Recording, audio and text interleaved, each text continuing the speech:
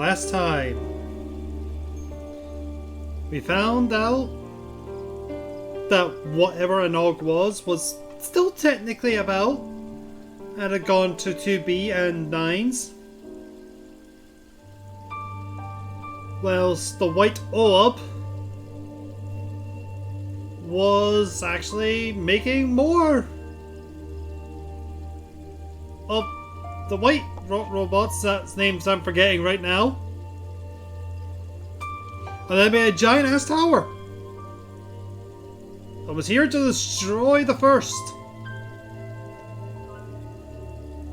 So, with the help of 2B at 9s and an Og, we went to fight them. And we stopped them. And then 9s and 2B and an Og left to go through the barrier.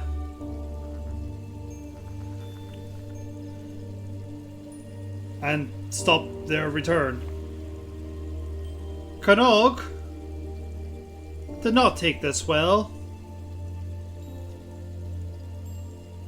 He kind of had a shutdown. Whilst the rest of the dwarf village blamed him and his sister, were just trying to find people to blame for the destruction. As Canog left in the night, we helped the dwarf chief and the doomsaying dwarf rebuild the village. More of the dwarves that were once against the Canog and Anog would come around eventually. And the village was rebuilt. And we finally found out where Canog went. Only for when we got there,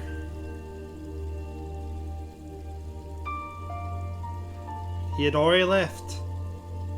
No, according to that. As he appeared to walk off in the rain with some form of an Og, and we have no idea where he went. We never will. And thus concluded the Nier story arc. Which brought us to the next story arc that we then began.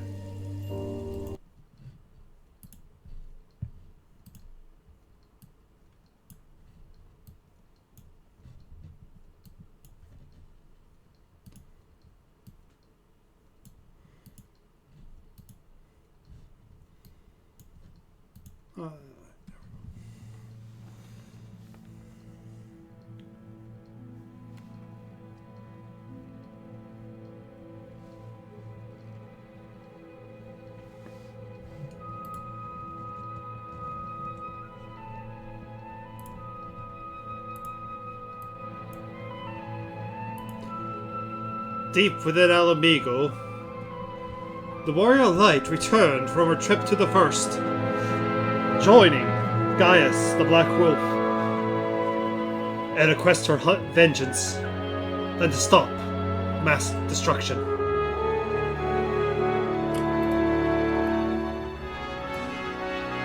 The year is Astral Era 7. 001. Going on the battlefield, the Warrior of Light did battle with a ruby weapon, a replica of Resume Project of the Ultima weapon.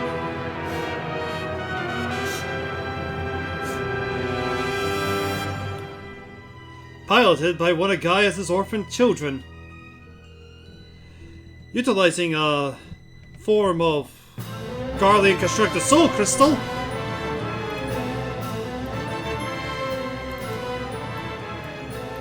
Gaius, his child, turned into Nail, the White Raven, and the battle turned even fiercer, as the said orphan was crippled and destroyed beyond recognition, for which Sid will later report was a fate worse than death that she went through.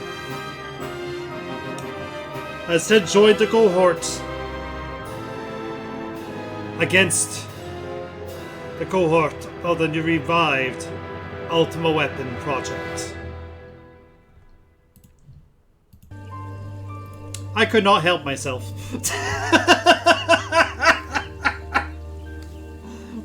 Thank you so much for pushing the button, Darth. 5 years, 1 month.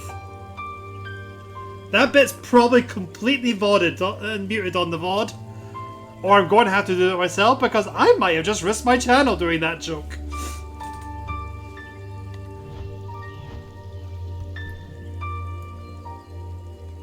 We'll find out. Today on Gundam, Relina versus Orphan Morphing Machine.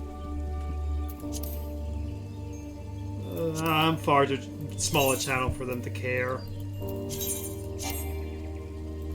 I apparently can't start this from here.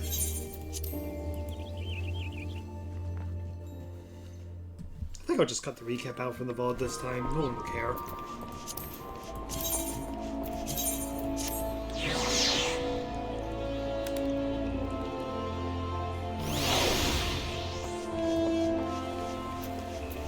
Alright, so let's get off back to Alamigo then, shall we?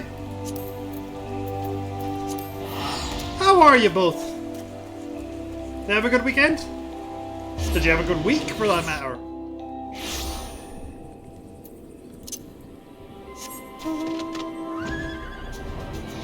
Wait. We're doing a Gundam story.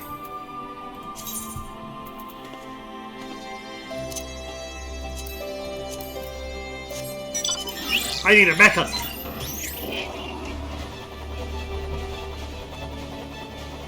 This is your weekend. It's Monday. But fair enough.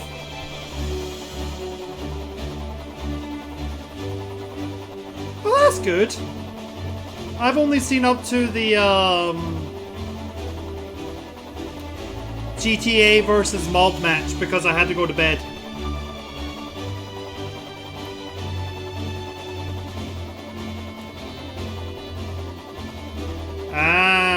Okay then.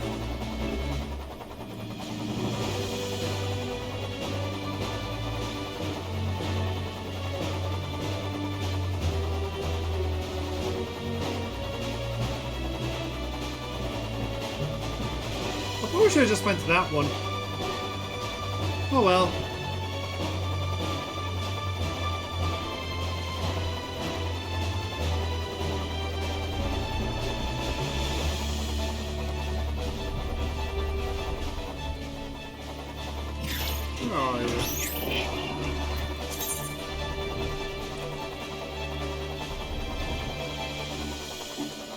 There you are.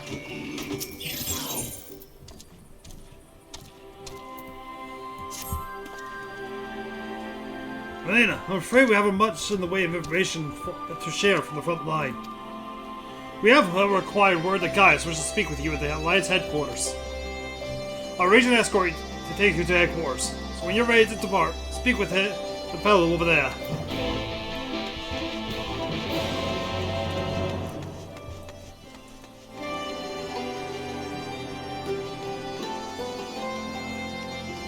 From what I've seen of Vengeance Day, I enjoyed it. I do need to catch the rest of it though.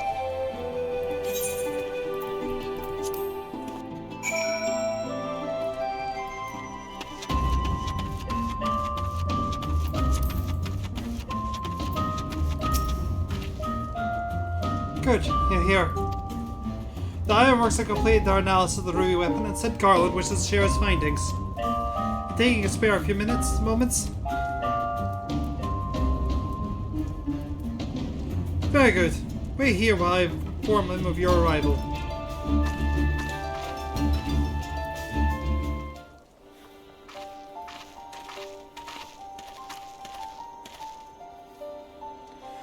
Glad you can make it, Relina. I'm sure you're anxious as anyone to hear what we've uncovered.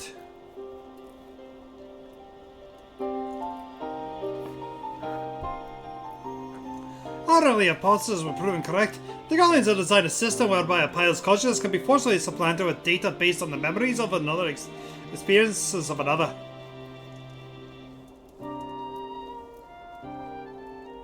See, even a rank amateur could obtain the combat capabilities of a seasoned warrior.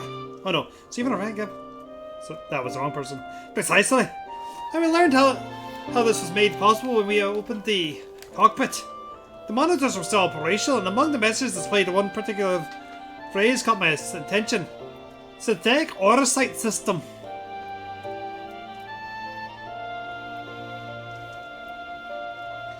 Which is what exactly?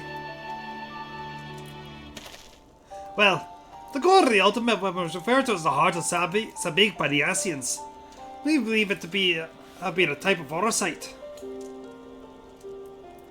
I can't say much for the synthetic sort at this stage, but I've encountered real Orosight before. It was extremely potent, perhaps equal in power to the Heart of Sabik.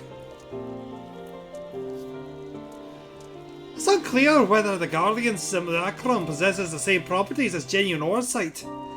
I intend to follow this avenue of inquiry to see where it leads.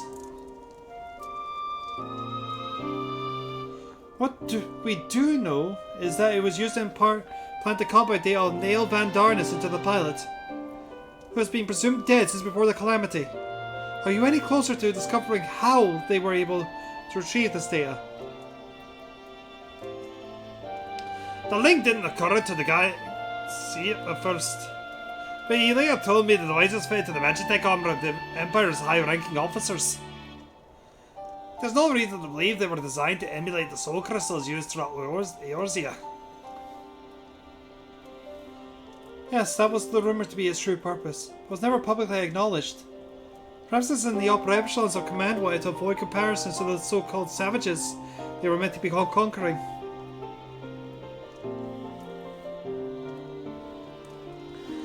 There is also the question of whether this system even functions as intended.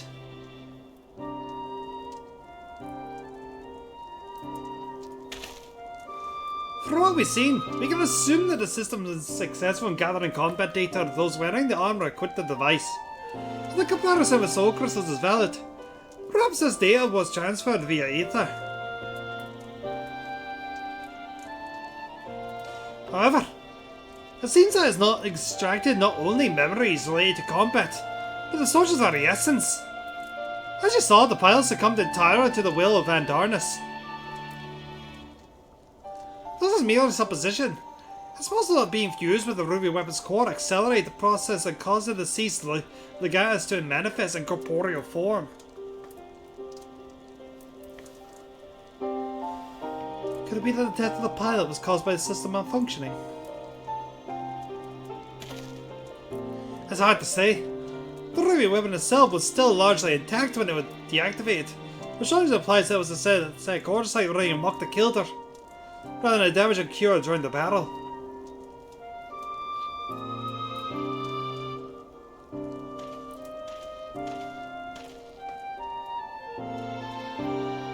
Even after our analysis, I'm afraid we still don't have enough information. For now, perhaps we should consult with Gaius as to our next plan of action.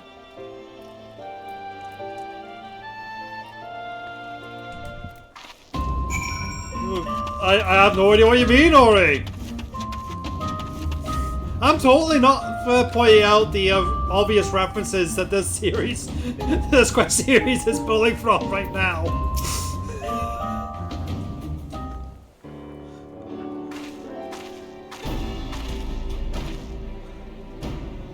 While Dylan has come to be hearing vital information. I traced the ruby web's path back to the occupied territory of Velt, which appears to be where it was built.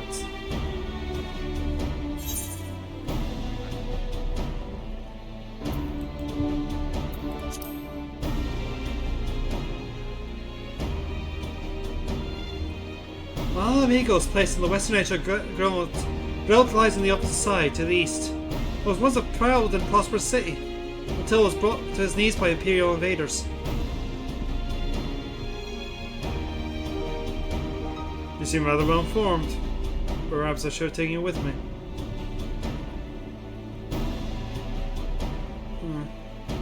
I thought it was common knowledge.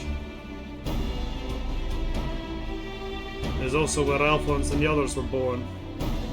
And now, the weapons projects have been brought them home. Yes, the place is now rife with Imperials. They have established the airship supply depot in the coastal town of Turncliffe. According to the locals, something resembling one of the weapons was transported there a few days ago. This bodes ill, indeed. Were it possible, I would have attempted to capture Alphonse and his followers before they can launch an offensive. However, the distance between here and Turncliffe presents a considerable obstacle, and in all likelihood, their weapon would be ready long before we arrive. Approaching by sea would allow us to save time by circumventing their ground-based troops, provided we are able to secure a vessel.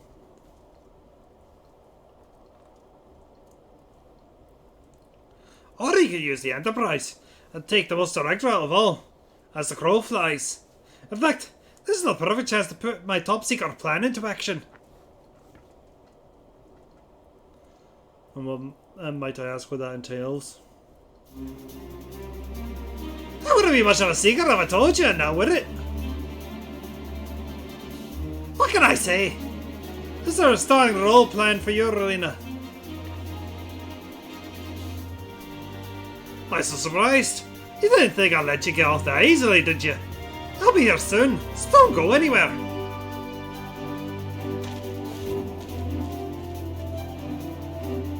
I'm about to explain this quest to Edward to summon the King of Hearts. Also, thanks for the reminder, Gaius. I see Sid still delights in keeping others in suspense. I can only hope he does not make us wait all over long.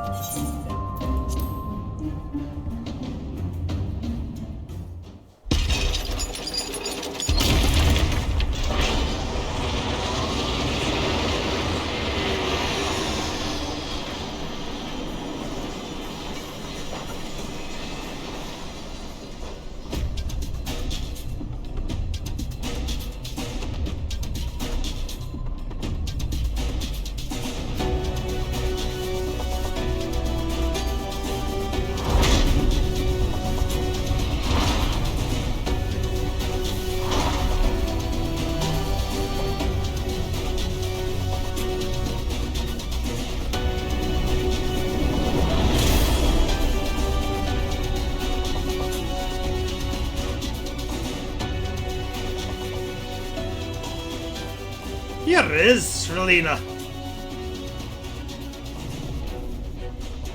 I present Garland Ironworks adaptation The Ultimate Warrior. The G-Warrior.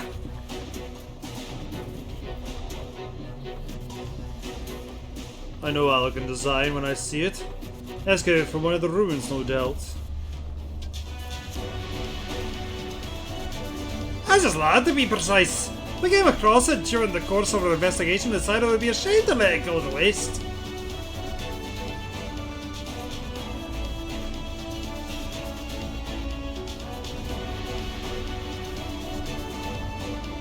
You'll be taking this red relic to face enemy head on, yes? Perhaps my knowledge of the weapon will be of use.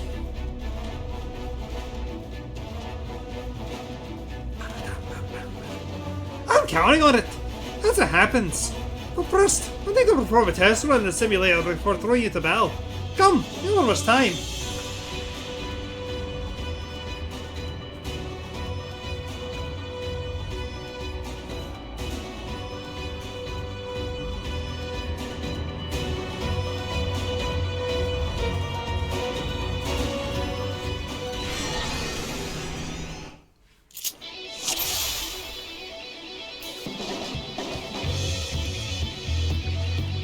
Let's begin the G-Warrior training simulation. I'll prefer 3 trials to test the basics. First, I want you to try attacking the guidance systems. Don't worry, I won't fight back. The G-Warrior is armed with a range of weaponry. That's your chance to learn what it's capable of.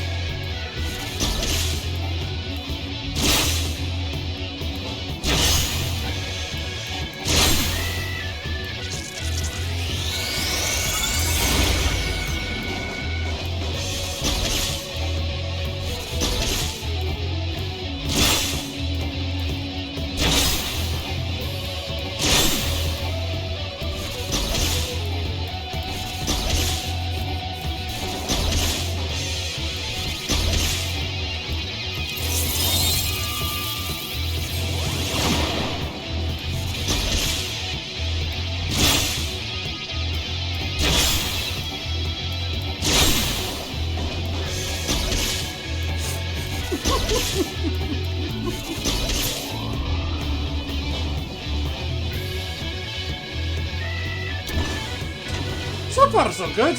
Let's move on to a bit more advanced, shall we?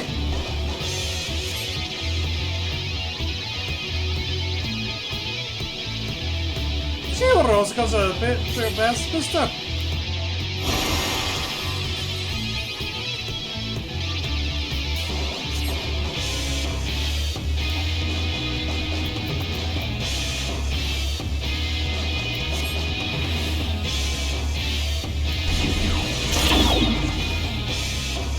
You'll notice your literacy is much more improved. Did you get this move? That's the bottom again.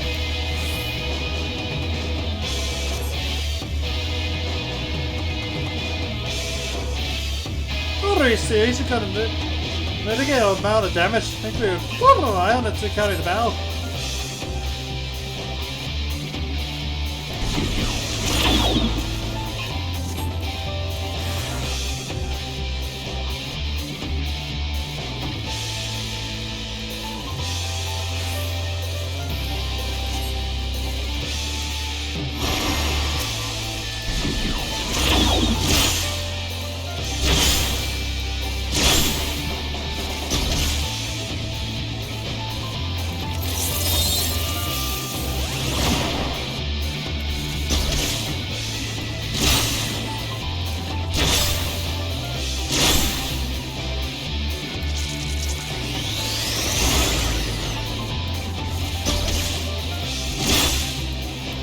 They even call it the fucking G Warrior, I mean...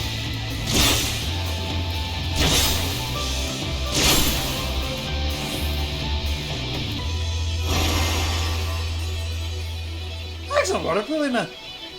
You've been a testy actor while I explained the final trial.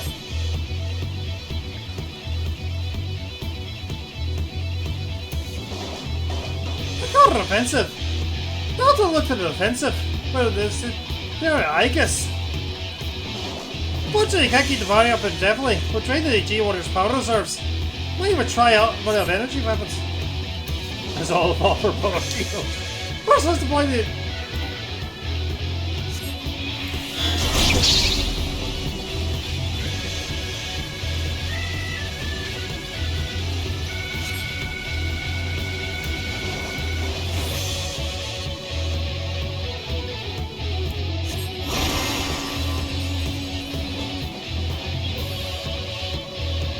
Join the channel, you use the attack, dude.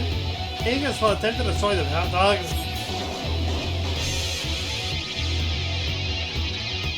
Like before, there's no way to escape the attack, so you need to weather them using the bra.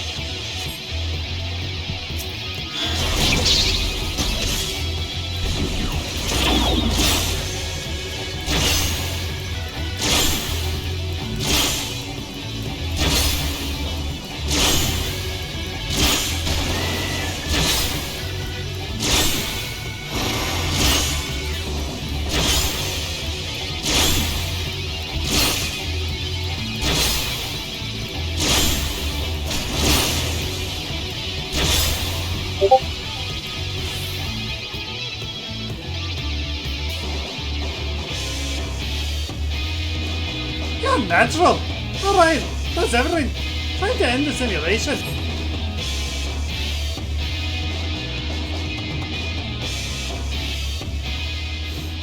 You can imagine how giddy I was when I got to this.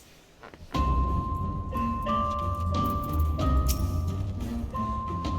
you sufficiently prepared?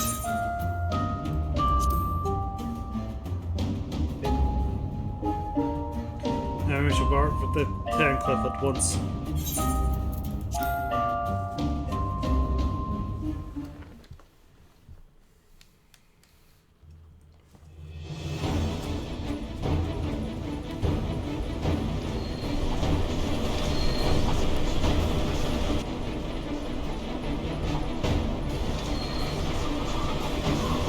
Gods were as solid as a normal Gundam ship.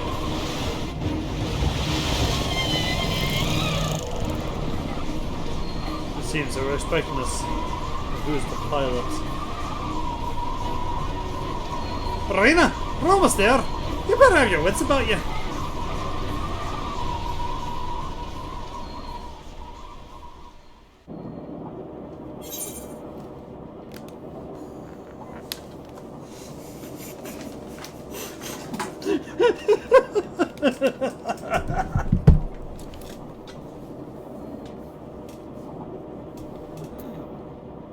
Excuse me, Yoshida.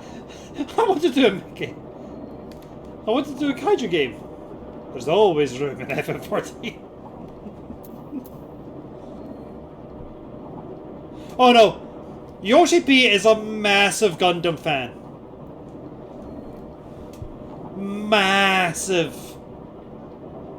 There's actually a really sad but cute story about him bonding with a fan over their shared love of Gunpla.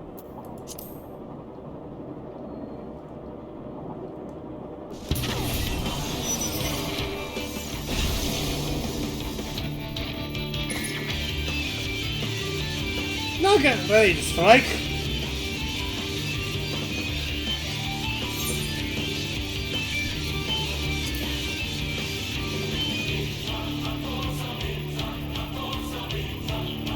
That sounds awfully familiar.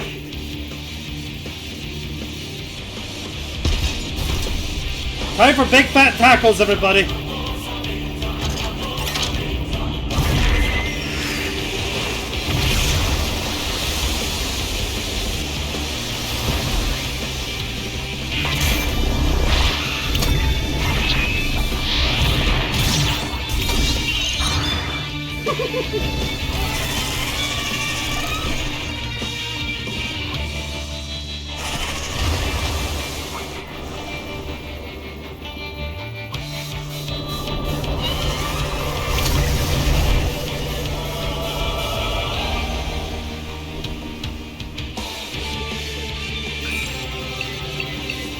Can't afford to lose. It's all or nothing. Activate Oversoul. I just come back and says it's all alright. Initiating organic horrible. No! I can't go on! I'll be monitoring the situation from afar. Follow my instructions to eliminate the targets.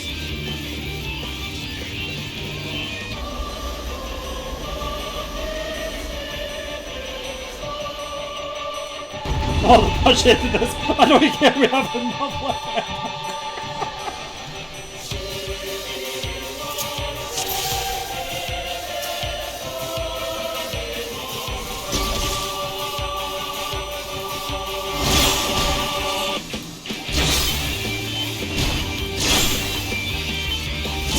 Oh, I lost champ there for a moment.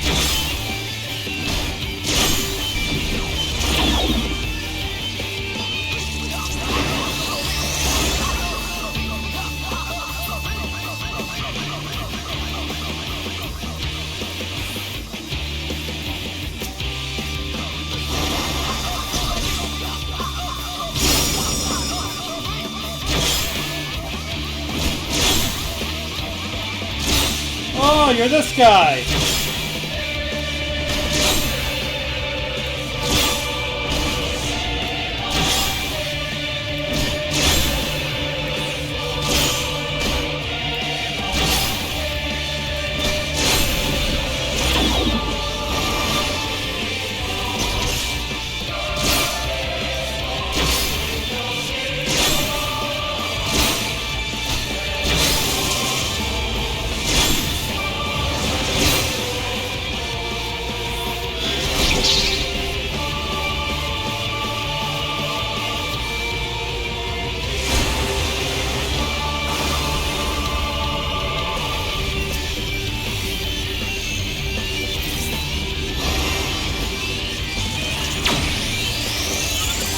Miss me!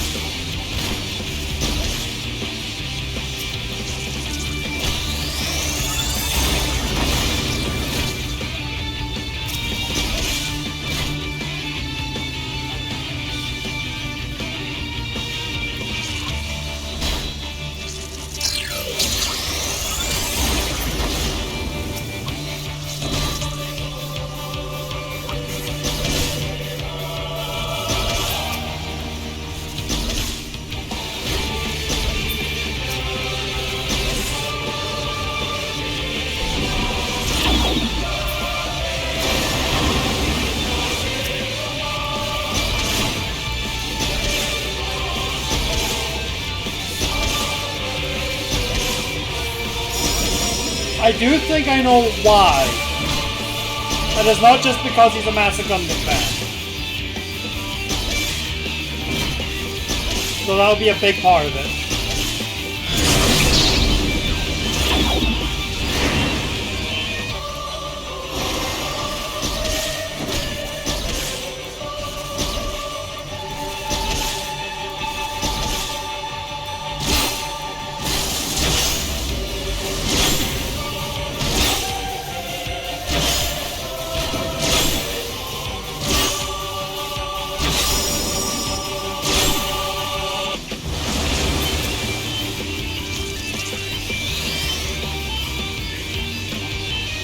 Oh shit.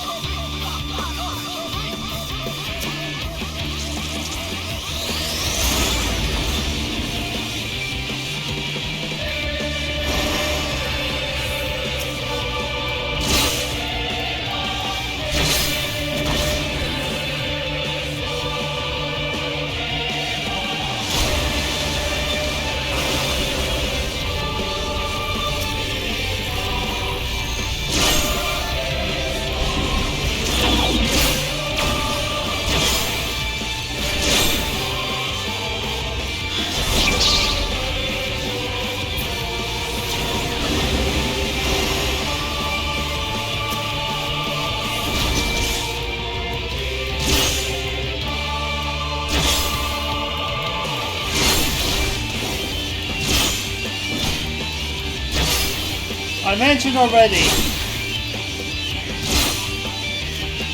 he bonded with a fan over his gunpla.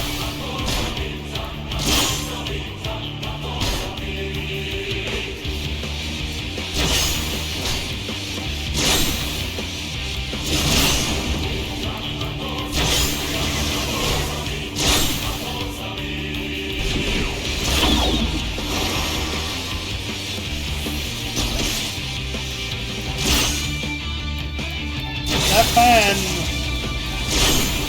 was a fan since 1.0. He actually had a blog defending 1.0, and Yoshi found it, and also was just asking people to just give them a chance.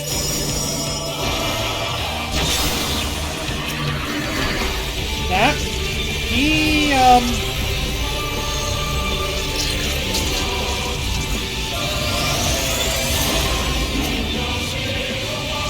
died.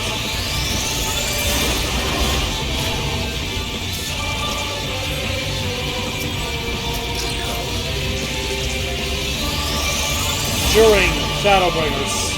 Well, the making of Shadowbringers.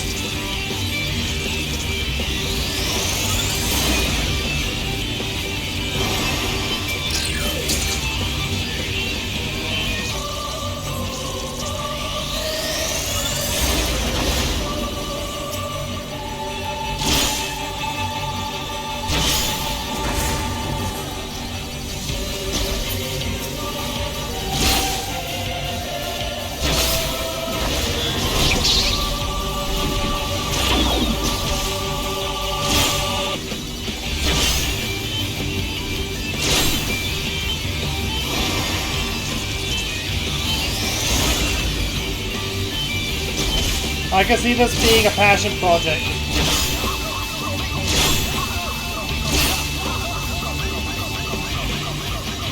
I am out of mana. I think I've lost, guys.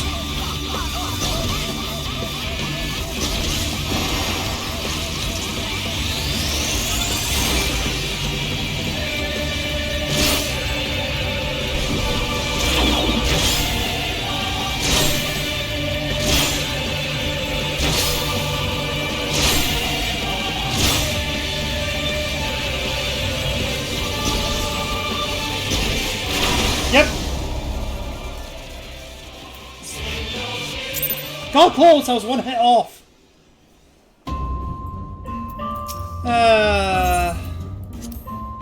I've already done this for Pride once, I don't need to. Let's just get through this as quick as we can because we are on a clock for queues.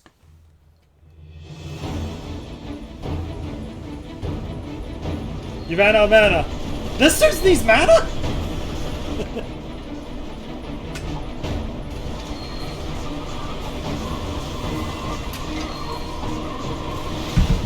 I just want to watch this cutscene again, but that's okay.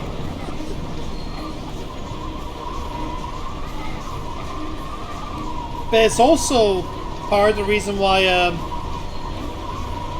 Soken revealing that he was cancer-free to Yoshi P hit him as strong as it did, because he had already lost someone to it not that long beforehand.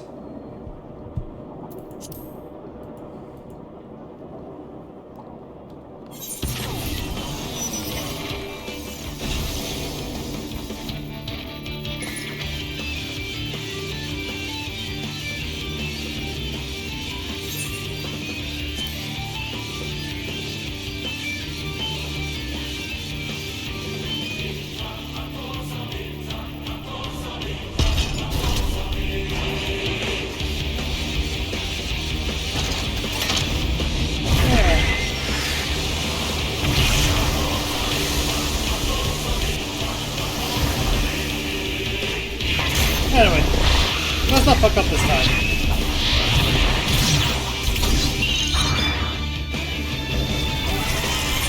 Now we can go.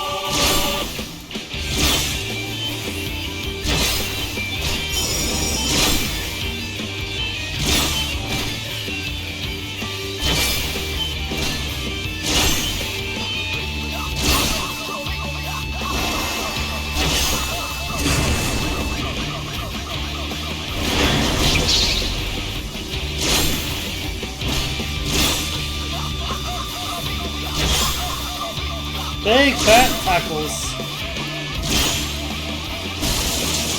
Man, this is a joke on easy.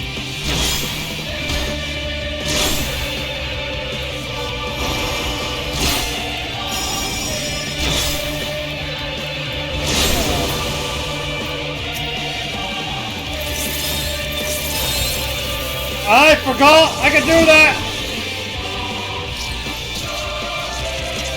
Right. Forgetting that skill is what cost me.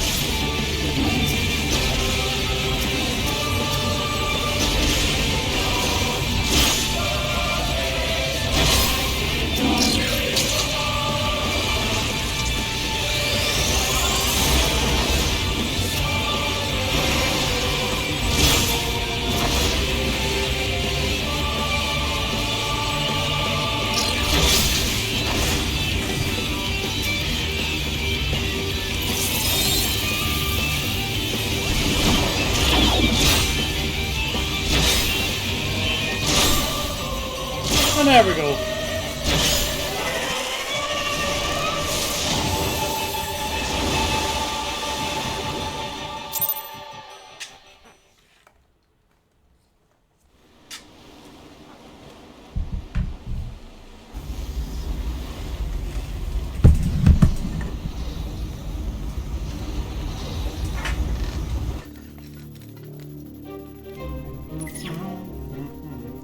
The target has been silenced.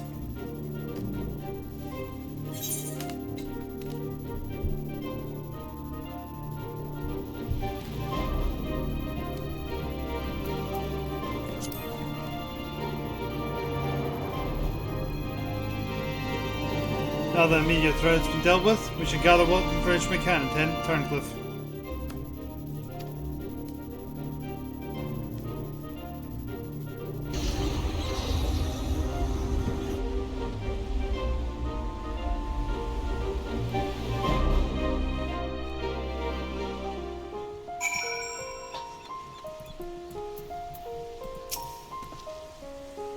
You did well to pile the G-Warrior so aptly in so short a time. And the weapon largely intact, Citizens researchers should be able to gather a wealth of valuable information. Before it's dismantled, perhaps we should take one last look upon our fallen foe.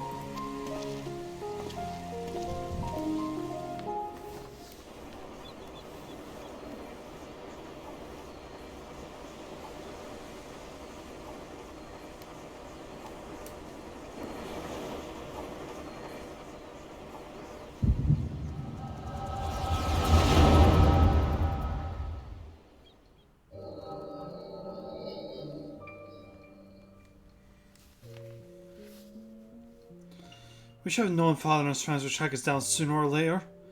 Now that our doorstep and the sapphire weapon still isn't ready.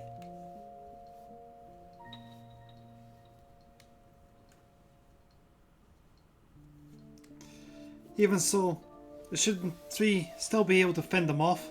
At least buy us some time. Not quite how I imagine it, but this seems like a good way to die, isn't it, any?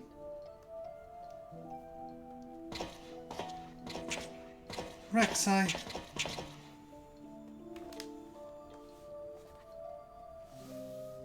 Raycon? Why are you still here? You're supposed to be moving the other weapons to a safe location.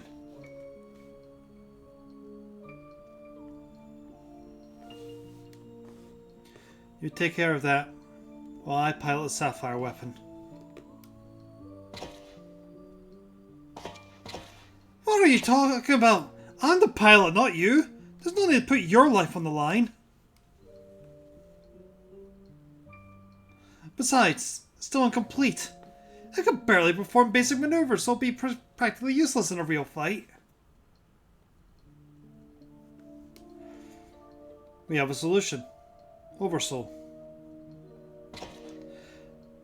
You want to end up like Melisandre? No, of course not. I wouldn't wish that on my worst enemy.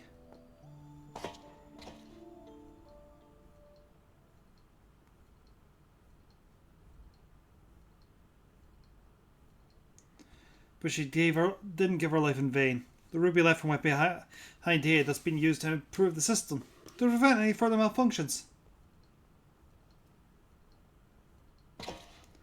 What difference does that make? Once Oversoul is activated, then the pilot fuses with the core. There's no way back! That's why I should be the one to pilot the sapphire weapon, not you, Rex. Alphonse needs you.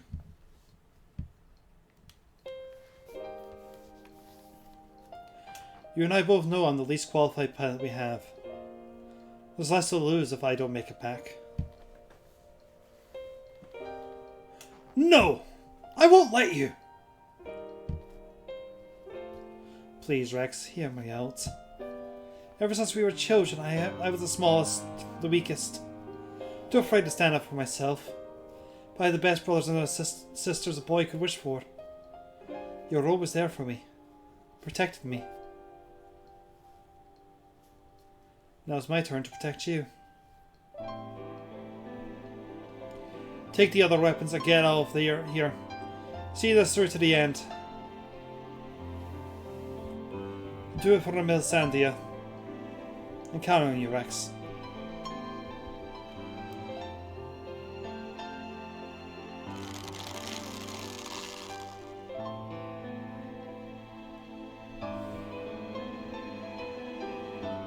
You always did have a stubborn streak. Alright, Recon. I won't let you down. Just promise you'll wait for me.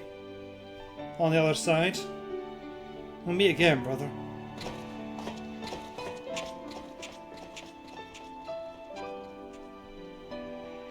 You all made me happier than I have any right to be. And now, I found my purpose. I have no regrets.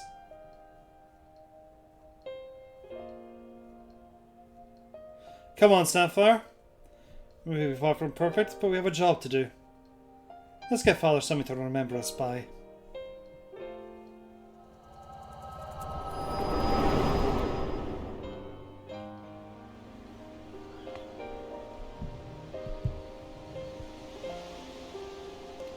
The echo, I presume. What did it reveal to you?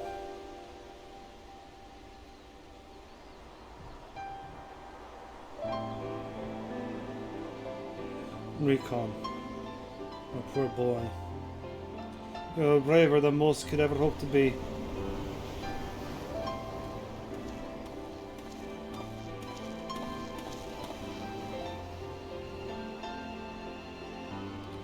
It's as we feared.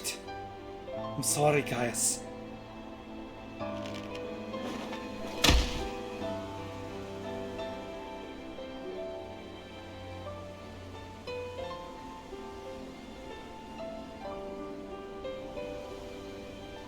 First Miss Sandy, now Recon. Must find the remaining weapons and end this madness.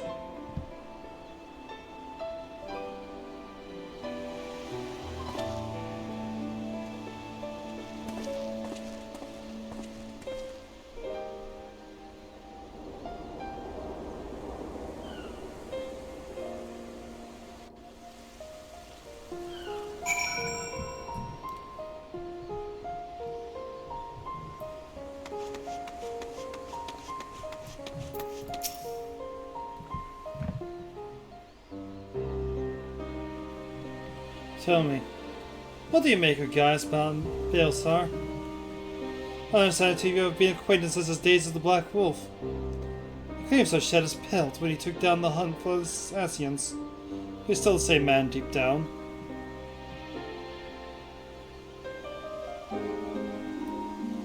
He certainly kept quiet about having a flock of foster children back in the Empire. Though, seems he would rather bare his teeth for his foreign masters than allow harm to come to them.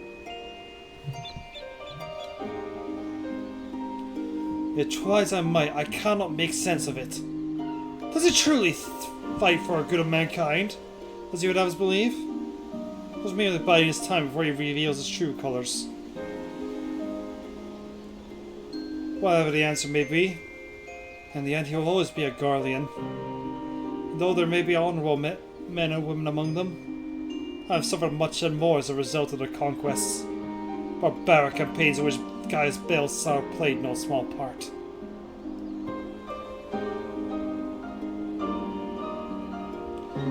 My first encounter with the Garleans was 20 years ago, shortly after the fall of Alamigo. They continued their march into the lands that had long been home to the wee Duskrites.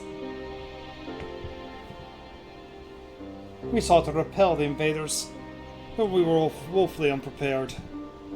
Our bows and arrows were no match for their magitech, and even for our most powerful magics, did little to slow their advance.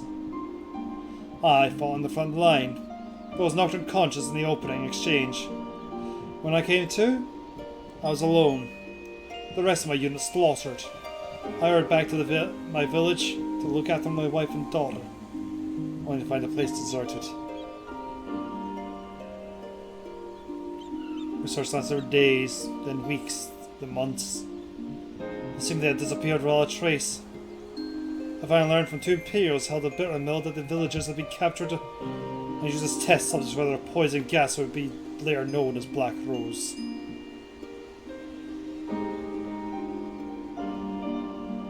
They were never seen again. For 20 long years, I roamed aimlessly with nothing but danger to keep me alive. I eventually found myself at the order of Twin Adder, who offered me a place among their ranks. The desire for revenge was the only thing I had left, so without a moment's hesitation, I accepted. Were it not for the war with Garlemald, I would have been loath to work alongside the city-dwelling Gardanians, who for so long have treated my kind as outcasts. But none of them mattered anymore. It all culminated with Operation Archon. As you led the charge in the Praetorium, we were right behind you. And when the place came crumbling down, most of us were caught in the rumble. I escaped with my life, but many others were less fortunate. Having dragged myself free from the rubble, I sought a way out. I was then I encountered none other than Gaius Balsar, on the verge of death. The gods delivered to me the man whose conquest had robbed me of everything. I was poised, ready to extract my revenge, and then he spoke. I will not beg for mercy. I will ask you your hand a while longer. I cannot die until I rid the world of the Yassian menace. For millennium mankind has danced to their tune, but no more. Then once we are finally free, my life is yours for the taking. I would have struck him down there and then had I not sensed truth in his words. So I decided to grant him a stay of execution and join him on his hunt. All this time I've kept a close eye on Gaius. Though he's ever on the watch for pursuers, he has granted me ample opportunity to slay him if I chose. And I still might, if he shows even the slightest sign of betraying our agreement.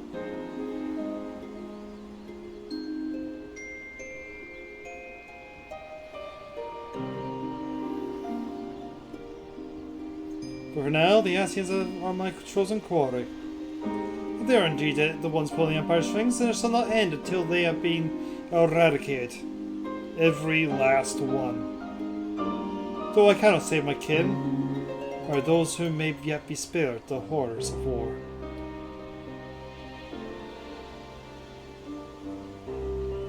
Unfortunately, dealing with Yassians will have to wait until we have brought an end to Garlemald's weapon project. Though we have vanquished 2 of the new weapons, we must make every effort to prepare for whatever the Garlean throw is next. Perhaps Several can tell us whether the Ironworks engineers have uncovered any information of note.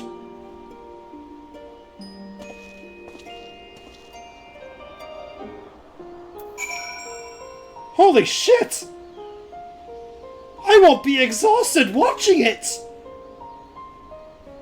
Oh, that is such good news, Ori. A pay-per-view at a reasonable time.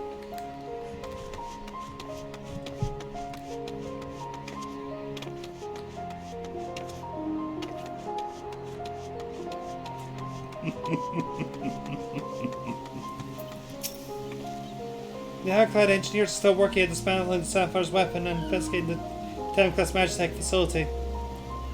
Though I've yet to make the report, they may have some news to share at the juncture.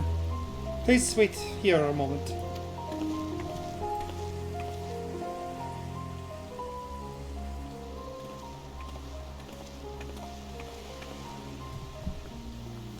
We have to finish our investigation. I can give you a preliminary report. Were you able to recover anything of note? Before abandoning the facility, they tended to destroy anything that they couldn't take with them, including many of the research materials. Luckily, some information detailing their Sapphire's weapons combat data was intact.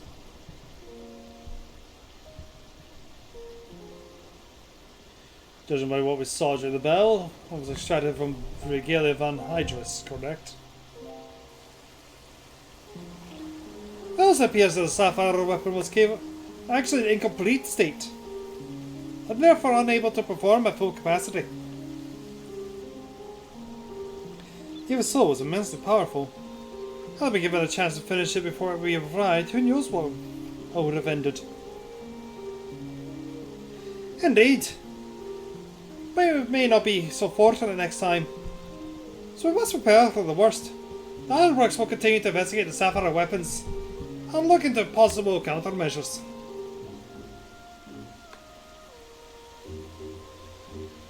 The echo afforded you a glimpse of the conversation with Recon and Rex prior to weapons deployment.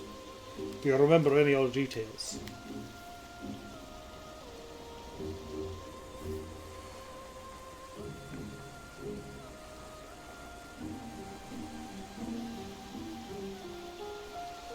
Improvements were made to the synthetic ore site to prevent malfunction. It was never their intent to create a manifestation Neil von Darnus. There's one thing that was intended. Oversoul. His activation results in the pilot being absorbed to the core, killing them in the process. Maxon and Rico were fully aware of this, were they not?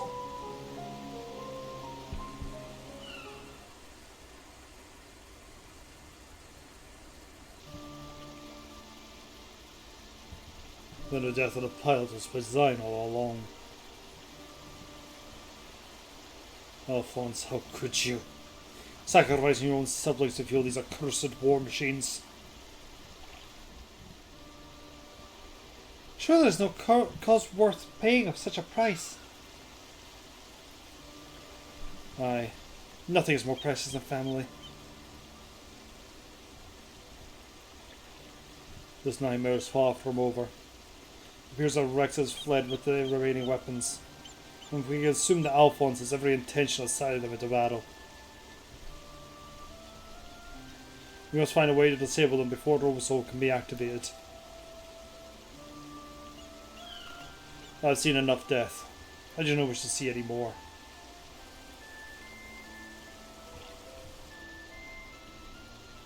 Then there's no time to waste. Let's be about it, Gaius. Severa, you're in charge of here.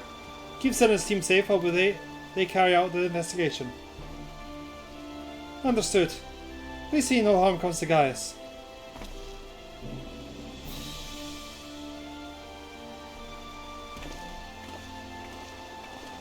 While they're gone, I need you to relay everything to the resistance troops.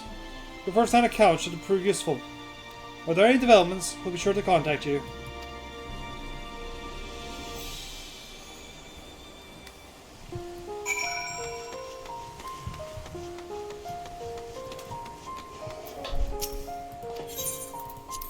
I love this story arc. Not just for the Gundam. There is a genuine lot of good in this story arc.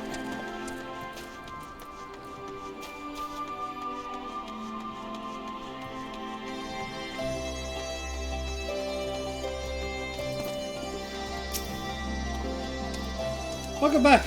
It sounds like you've been quite a journey all the way to Turncliffe. I just want to thank you made it here in one piece. I trust everything went according to plan. What a startling account! Who might put that G-Warrior through his paces myself? Certainly a lot more stimulating than supervising this rabble, I imagine. Anyway, as before, I'll compile the information into a report and leave it over there for your perusal. Should you feel so inclined. Have we heard anything from headquarters? We'll be sure to pass it on.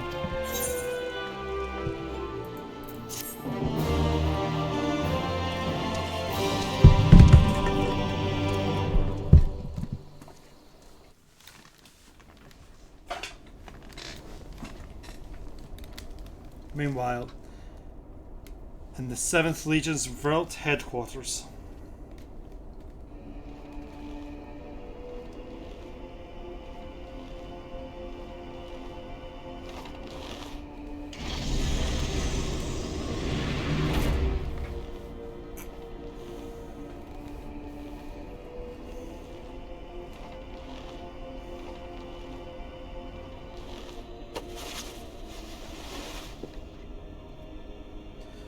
Come to deliver my port, Lord Valens.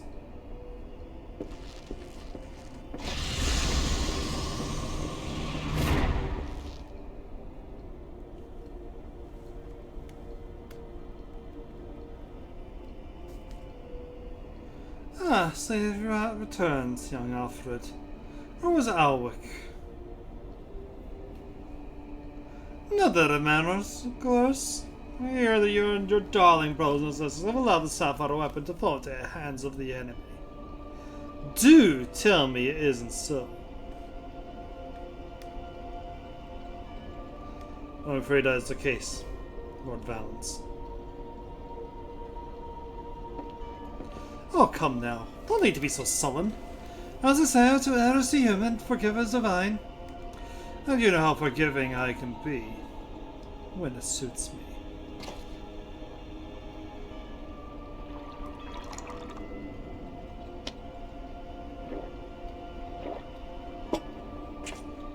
So tell me, whatever your name is, who's he with the best of sapphire weapon?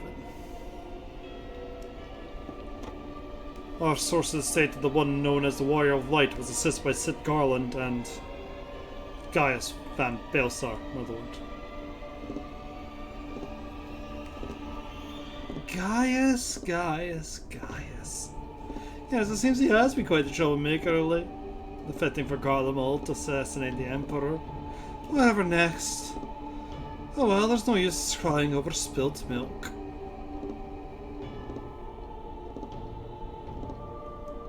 Speaking of which, I've become quite a connoisseur since arriving in the world. This particular variety comes from a rare breed of cow, you know. Only 100 of them in existence, and pampered every day of their lives. Yes, they are quite valuable.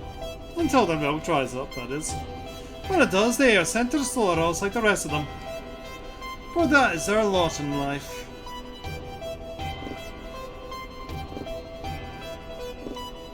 To be discarded once they have served their purpose. Did I create the ruby and sapphire weapons so they could be delivered to the enemy? I can see it now, said Nan Garland, rubbing his hands in glee at all the technological marvels we displayed upon him. And you let Gaius von Baelsar of all people get the better of you? How do you think this reflects on me? The legatus of the Seventh Legion, humiliated by the traitor! Humiliated, I say! There's only one way to deal with a worthless provincial filth like you.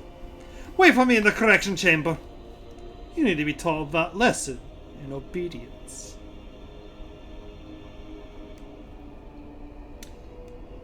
Yes, my lord.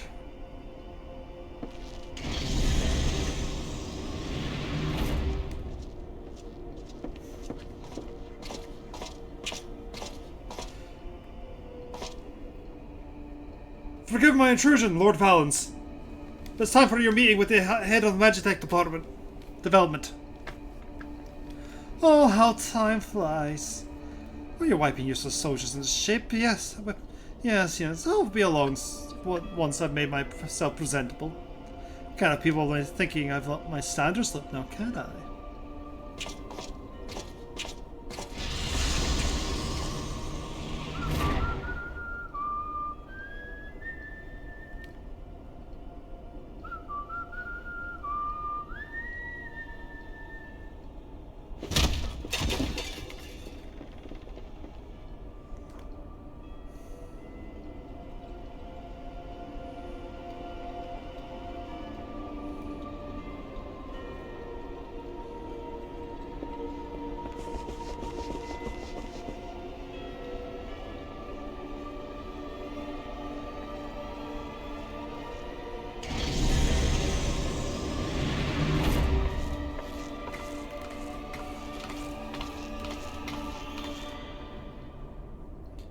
What are you doing here? You wish to see me, Lord Valence? Did I now?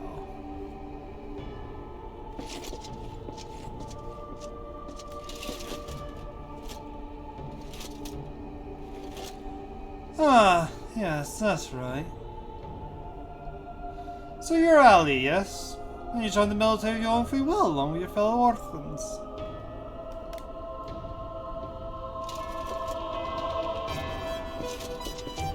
Such devotion. What an inspiration you are. Yes, you see, it is my firm belief that love grants us the power to move mountains, to overcome any obstacle. Together, we shall discover the strength that lies within you. Take my hand, child. I will show you the way.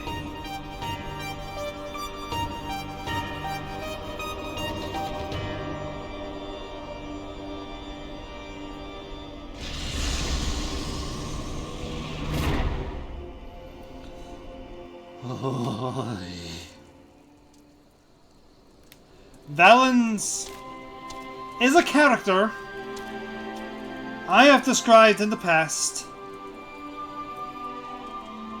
as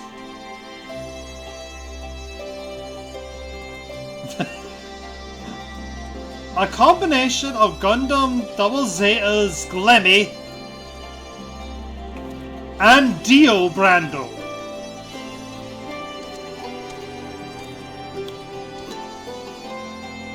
But yes, he was determined in that game to becoming a villain.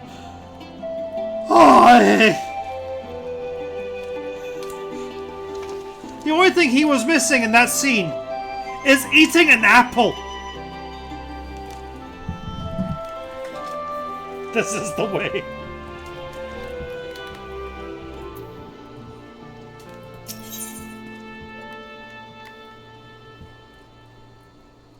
It was me, Dio.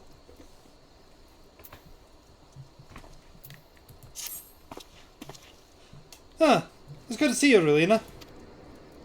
I'm pleased to report that Master Gull and the others uncovered a fair bit of useful information at the Imperial facility in Turncliffe. In fact, I'd like you to rendezvous with Gaius in Town Square, where you'll reveal what they found. Once you're ready to depart, your escort will lead the way.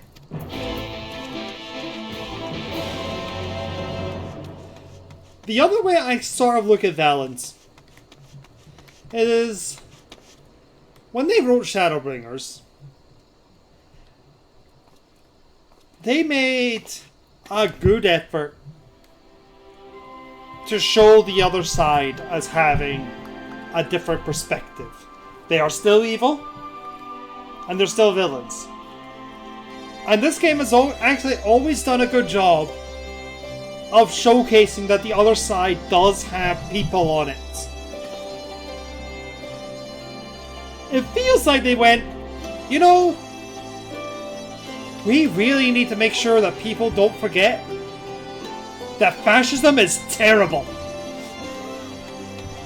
Oh boy howdy!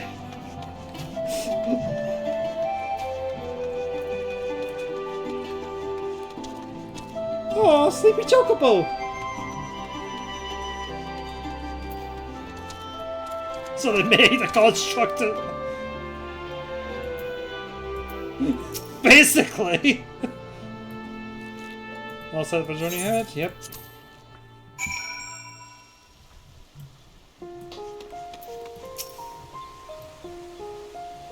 Now that you're here, perhaps Sid will finally be deigned to dispense his findings.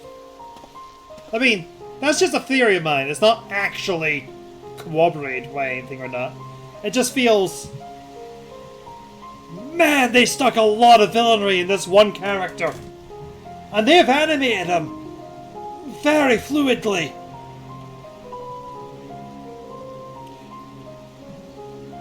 Several inform him of Verlina's arrival.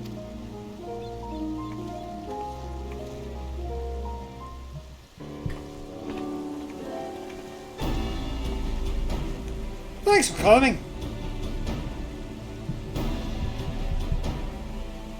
So, what have you discovered? To tell the truth, you were lucky to obtain any information at all, considering the lengths to which the Imperials went in covering their tracks. You see, the hangar below was not just used to store their weapons, but played a critical role in their creation.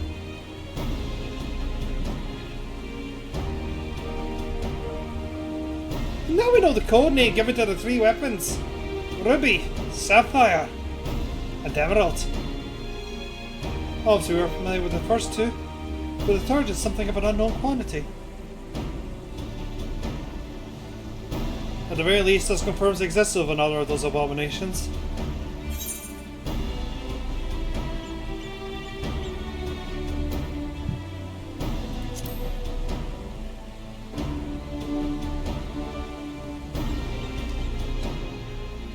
The problem lies in the Stargaze's whereabouts. None of the locals have seen anything resembling a weapon being transported, either by land or air. Which of course leaves only one option: the sea. According to what fragmented data we were able to recover, the Emerald weapon is equipped with aquatic capabilities, much like the Sapphire. Meaning that escape from Turncliffe would have gone undetected, and could have potentially be anywhere by now. With Alphonse's plans to have absorbed more primals, the logical choice would be Eorzea.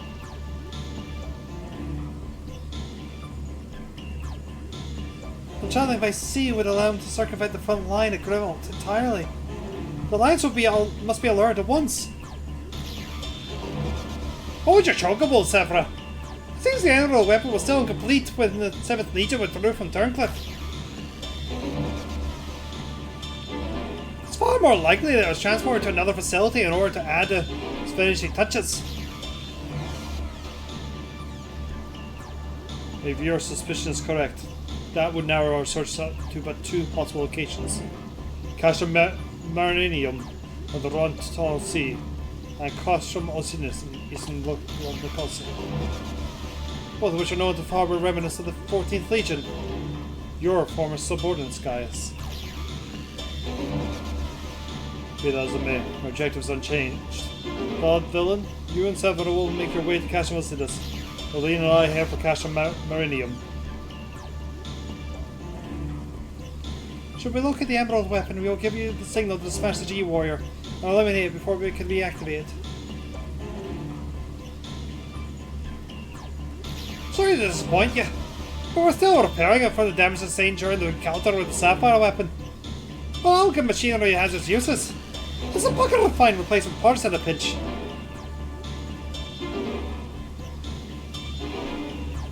We've actually been working to expand its already impressive arsenal. But the G-Warrior itself is in no fit state for combat. Oh, well, this is a far more adequate replacement. I can provide an ironwork submersible to help with Lena Gaia search Castle Millennium. Have one sent ahead to Vesper Bay.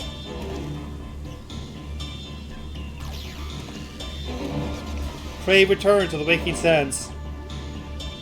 A submersible, eh? Oh, and don't much like the sound of that.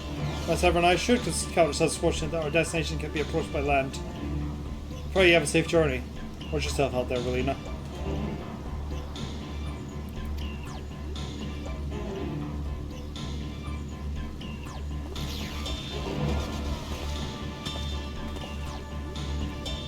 It's time we departed. Let us make our way to Vesper Day.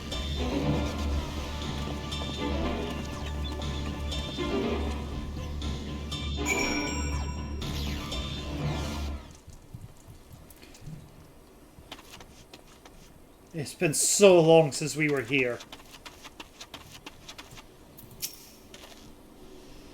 As for Masticaro's instructions, the submersible is ready. And you are. Before you depart, I have received some scraps of intelligence recording your opponents from my colleagues in Turncliffe. Apparently using some sort of levitating hand-like appendages. 6 of them, in fact. Though we're not quite sure what purpose they serve. It says that they have eyes. And the back of your head might come in handy. That's all we know, I'm afraid. You have our thanks. After all, forewarned is forearmed. The Emerald weapon has indeed been transported to the Castrum. We would need to enter the via the dry dock. We shall do likewise. As one might expect, there are measures in place to keep out intruders. The security system could be tricked into recognizing as an Imperial vessel. That said, infiltrating the facility is merely the first step. Should the Emerald weapon be activated, it's only a matter of time before the pilot uses Oversoul. We must silence the war machina before this happens. And failing that, grant the poor soul at its helm the mercy of a swift death. Had these wounds healed more quickly, could have gone with you. I fear I would only slow you down. As such, I shall provide what support I can from afar. Whatever happens, the emerald weapon must be defeated at all costs.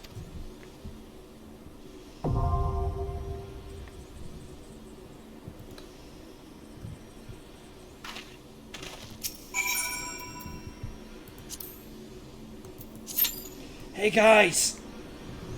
I think we might be where it is. Just a hunch.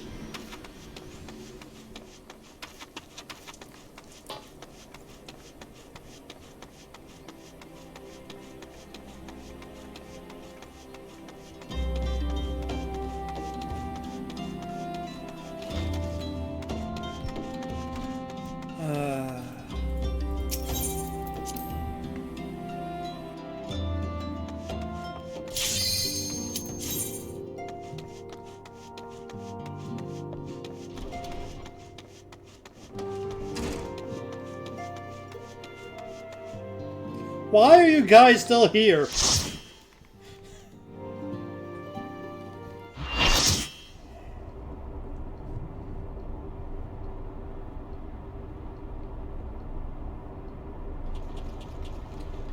This is it. The emerald weapon.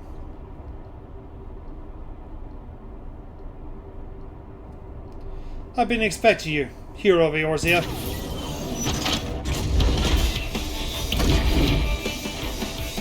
Look, Father! This is the power that we command!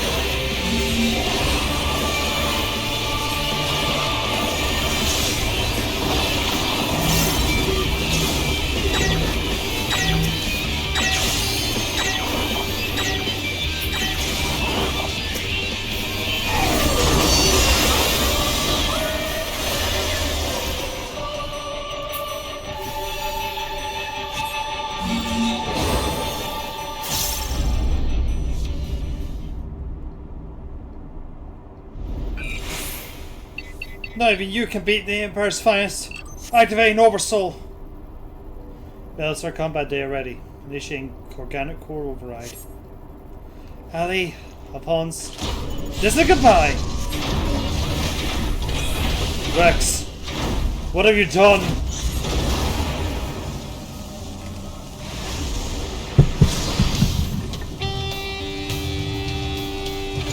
What's the meaning of this glow? Wait. Bear witness to the glory of the Empire.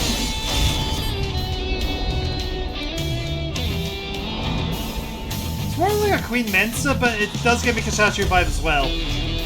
Well, time of the invasion. The Sith God's side be causing this.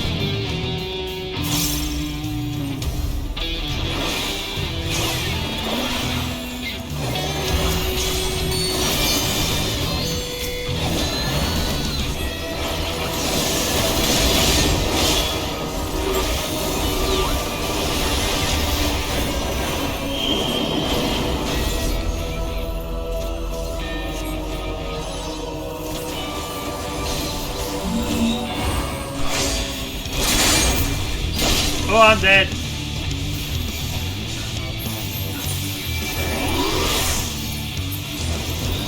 I don't remember this fight that well, guys.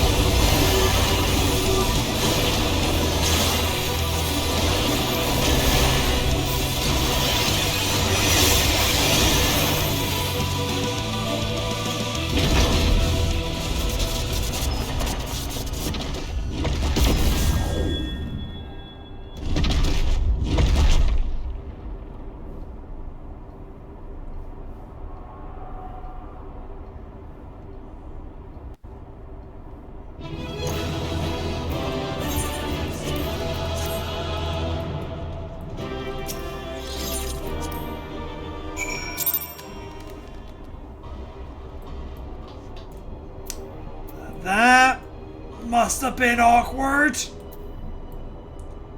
Watching your son turn himself into evil you.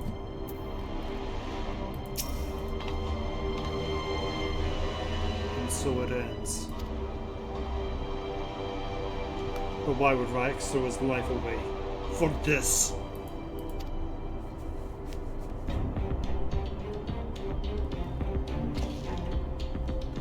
You're right. If I'm ever to learn the truth, I must concentrate on the task at hand.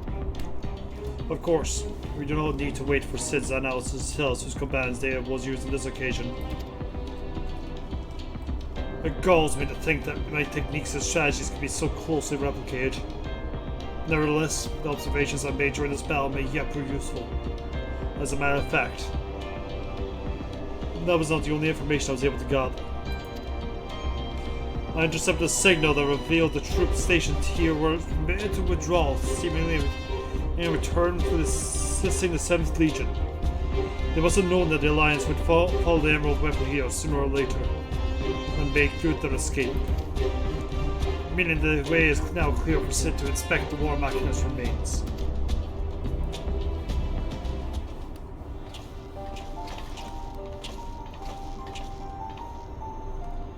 We got here as soon as we could.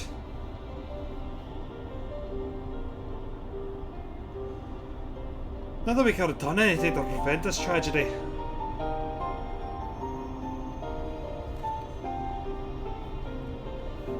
For all we know, it seems the Emerald Weapon was ilm for ilm a great deal more powerful than the previous two.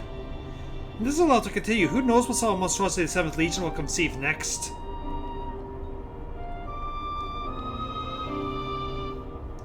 Nevertheless, Rowena has once again proven herself capable of overcoming the worst of the Empire at its disposal.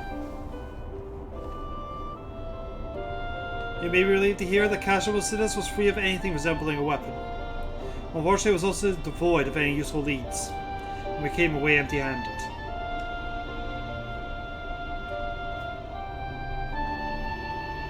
In all honesty, part of me wishes we never found the Emerald Weapon. Perhaps then, Max would not be forced to make the ultimate sacrifice. I hope that he is finally at peace.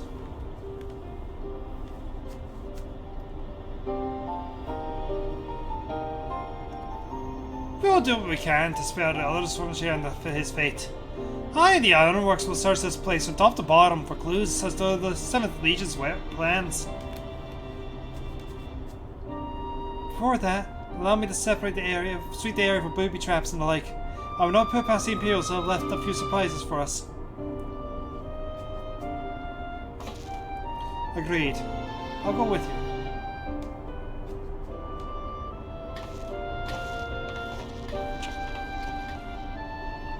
With that in mind, I'll begin my examination of the Emerald Weapon. Carefully, that is.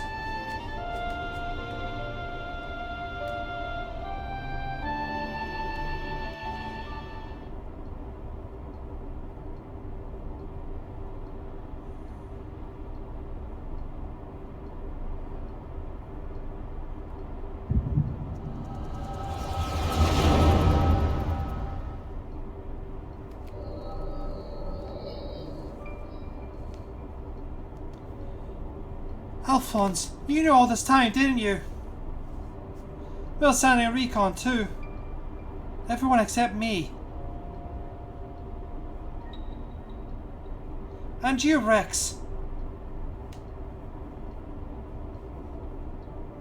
Yes, that's what synthetic or sight system is. The vision being pilot and the core is the key to the oversoul. And where we use it, we don't have a chance of finding Being Father's newfound friends. They stand between us and the primals, without which the weapons will never reach their full potential. We thought this if you knew the truth about Oversoul, you'd try to stop us. Of course I would! But what I don't understand is why all of you are so willing to give your lives over the weapon project. What's all this for? Well, began the day Father left. Without his guidance, his protection, the guardians lost any respect they once had for us.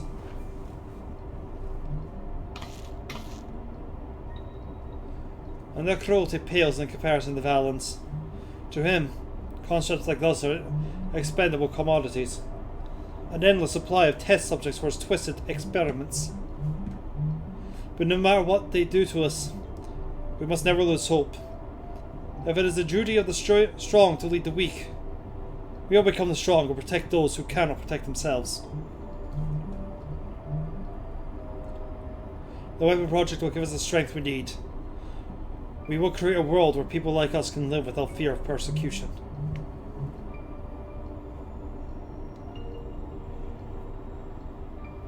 You want to see this new world for yourself, Ellie. Even we must give our lives to make it reality. But why me? The years we spent serving the Empire have changed us all. Except you, Ellie. Even after everything you've seen, you're still the caring, innocent girl we grew up with. More than any of us, you deserve a chance at happiness. That's what we agreed. Ali, listen to me. Right now, the soldiers assigned to watch over us have been called away to the capital. Now is our chance to get you out of here. Then why don't you come with me? If Alphonse and I were to run away, they'd only force others to take our place. We can't let that happen. This is our way of upholding the ideals Father installed in us. Our lives are a small price to pay for Will's freedom.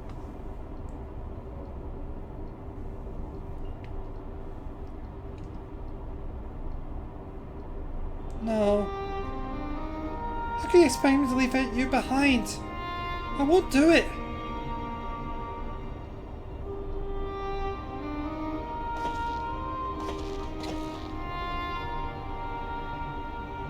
Hey, Magpie.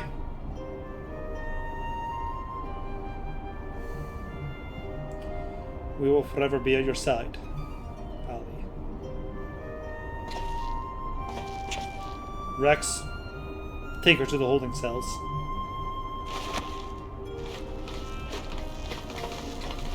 No! Let me go!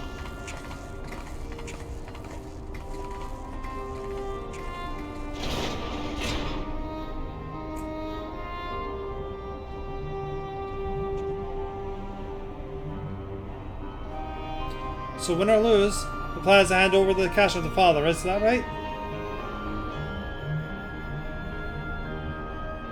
Yes.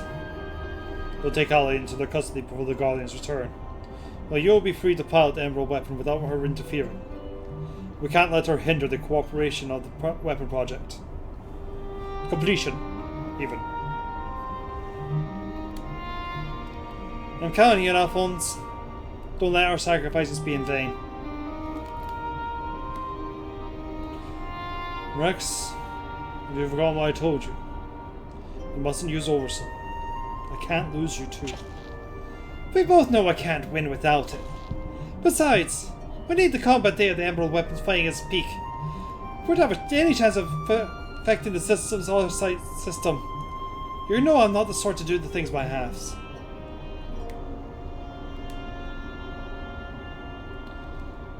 Forgive me, Rex. Don't you worry about me. This is where I meet my end. I'll do it with a smile on my face. What's up to you, Alphonse?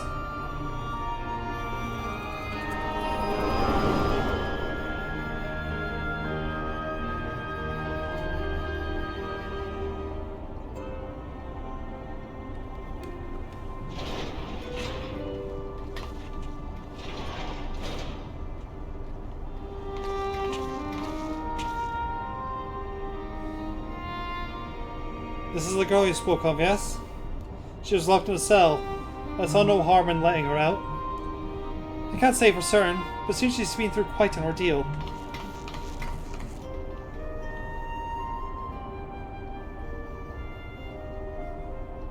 No. No. Why, Rex? Why?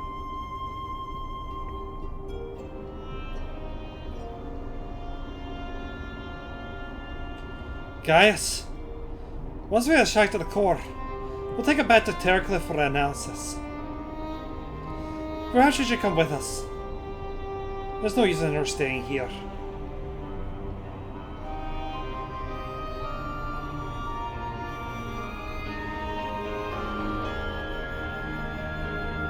Oh, they all joking.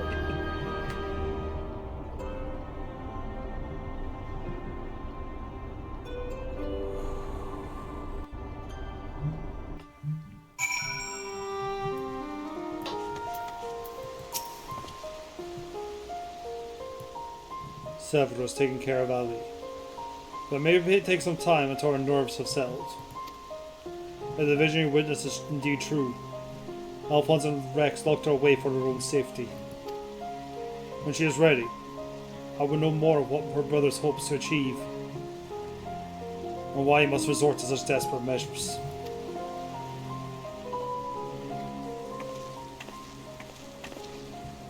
Alice's condition has improved somewhat, but she remains in a state of shock. We must give her more time to recover. There's another thing that I thought you should know. When we checked her injuries, we saw that her back is covered in welts and bruises. Who did this to her?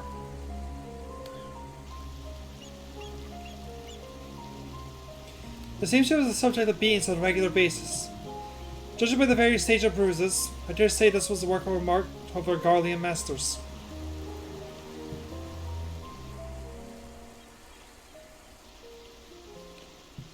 You speak as though you have seen this before. Seen? I've lived through it myself. I was born in Welt, 23 summers past. My mother was a local woman, but my father was a pure-blooded Garlean, and a member of the occupying force. Though I knew very little about him, his rank offered me imperial citizenship. His acknowledgement of our family ties was the extent of the responsibility he took for bringing me into this world. Still, there's more that could be said for most of his ilk.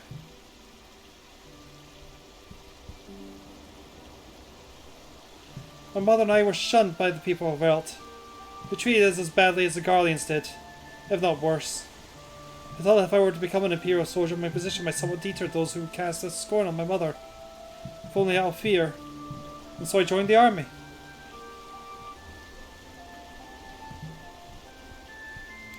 The acceptance I earned was temporary. However, my superiors were quick to blame any perceived shortcomings on my savage lineage. Rather than waste time on official court-martials, they administered their own form of corporal punishment.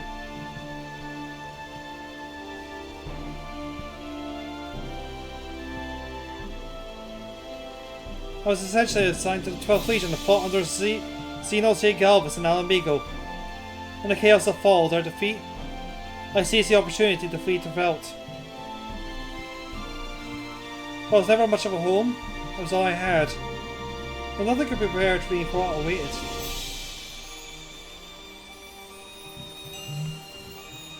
My mother had for many years suffered for her health, providing the medicine to keep her alive.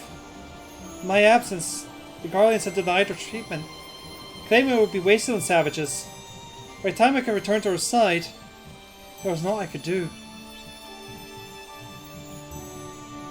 There was nothing left for me in Welt. I would be punished for desertion if the Imperials discovered the reason for my return, and I was never accepted by my so-called countrymen to begin with.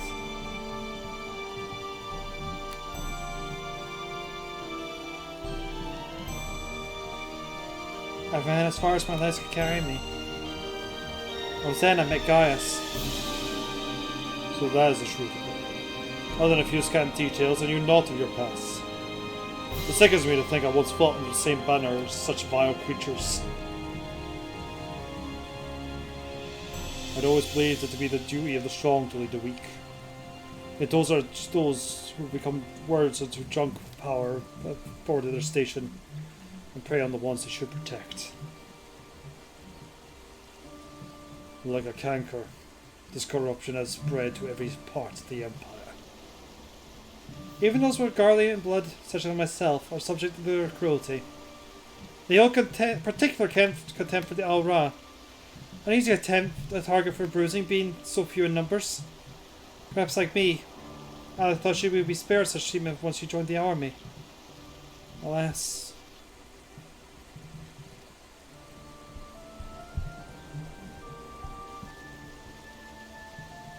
My only hope for the time Ali can be put the past behind her and make new life for herself.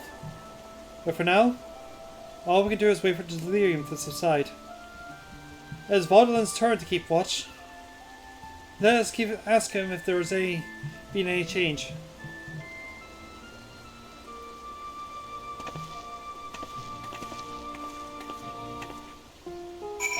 Give me a sec.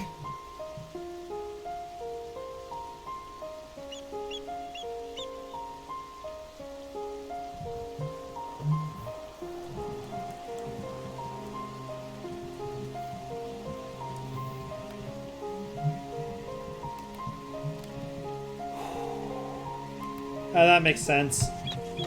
Did I misread it? Okay, I did. Good, good.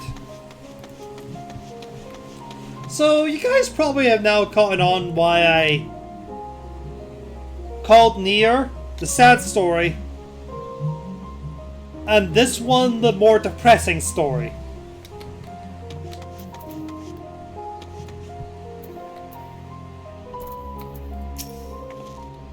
They all come with a emerald weapon. It's hardly cause for celebration.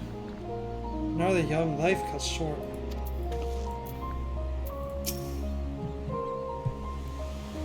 I suppose you're here to ask about Allie. Is she well enough to speak with us? As her condition has improved somewhat, I would say so. Provided you do not cause her any undue distress. Wait here.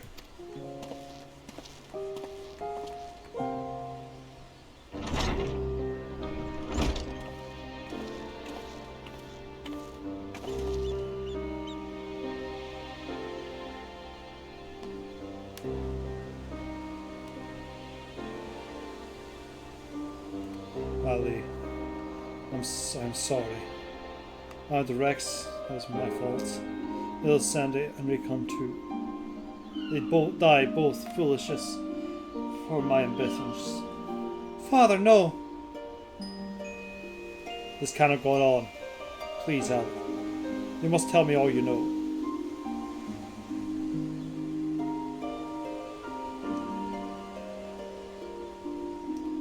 Of course.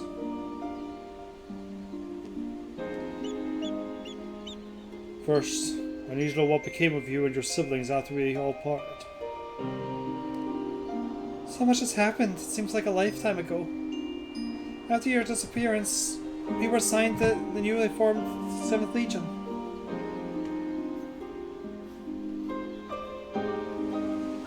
At first, each of the guys was quickly replaced by the next, until eventually a man named Valens van Varo was given command. He was sent from the capital, but before that, he was a specialist in experimental magitech weaponry. We later discovered that he was ordered by Emperor Varus to complete a project involving anti-primal war machina, the weapons. But after the Emperor's death, he was free to employ whatever method he saw fit, and his greed for power only grew.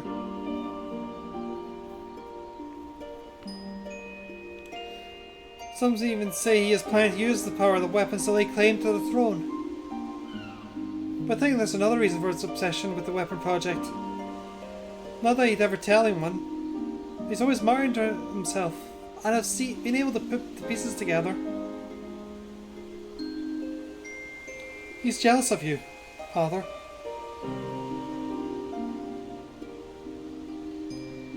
Valens van Var. I must admit, it was only recently that I first heard that name. Valens used his knowledge of magitech to devise various military strategies. He was given a position in the army and quickly rose through the ranks. That was until one man stood in his way. You, Father. He was one of the candidates to lead the 14th Legion. That role fell to you. After that, he was assigned to serve under the far more gifted engineer Nero, who was in charge of restoring the ultimate weapon. Valens has resented you ever since, going so far as to oppose the ideals you upheld. Where you treated those under the Empire based on merit rather than one on race origins. Valens is adamant that pure-blooded Yarlians are superior to all others. It never ceases to amaze me how far someone will go in the name of revenge. All the hatred festering away. Nothing good can ever come of it.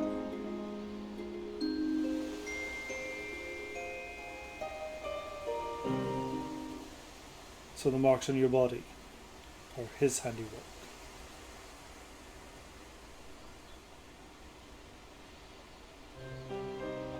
Yes. To Valens and his men, we are no more than fodder to his experiments. Playthings on which they can vent their frustrations. Every day is filtered with nothing but pain. If I had remained in Garlemald, you would never have been forced to endure this abuse.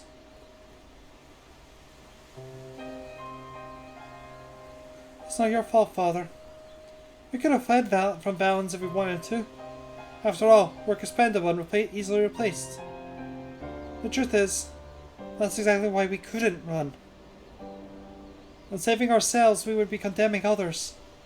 But if we were to stay, to see the weapon project to its completion, we would gain the power to defeat Valens, then the Empire itself, freeing the world from its tyranny.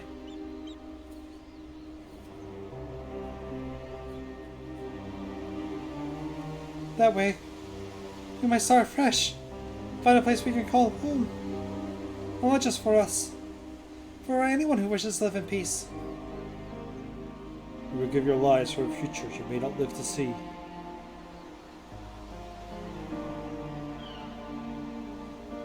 We took courage from your teachings, Father. The strong must lead the weak, and we will gain that strength by whatever means necessary. We will fight for the sake of those who cannot. But we knew you'd never consent to our participation in the weapon project, which is why we couldn't turn to you for help. As for the pilots, we're the only ones who are able to stop Valens. We know just how powerful the weapons are. He will use them to bring the world to its knees. And his masterpiece, it's the worst of them all. If all I can get my hands on it, then I can save Alphonse and all of the world.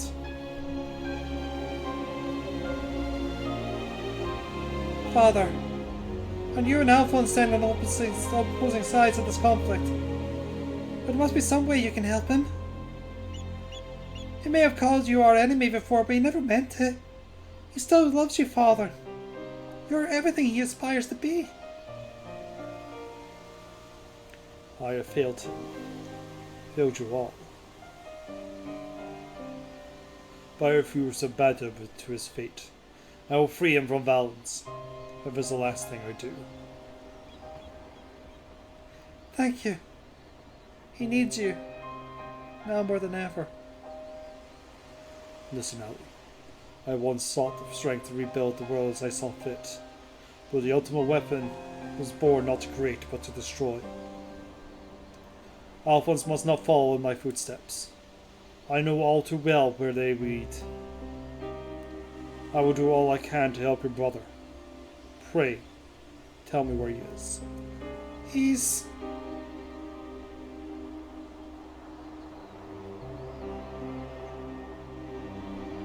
I'm sorry. I don't know where he could be. In that case, I shall have the Alliance dispatch scouts. Wherever he is, we will find him. As for you, Ali, you must stay here and rest.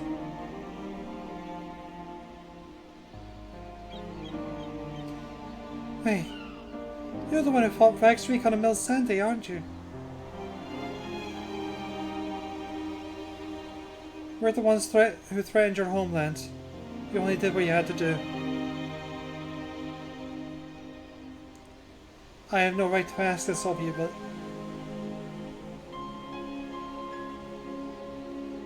lend my father your strength. Save Alphonse. I know why they call you hero. Alphonse, I'll do what I must to free you. Even mean it's going against father's wishes. I have a good feeling about this new friend.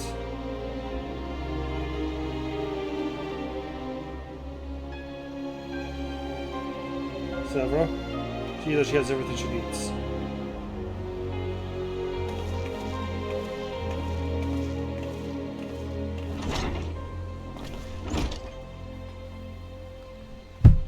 Allies must be informed of these troubles events. May I ask you to relay this information to troops?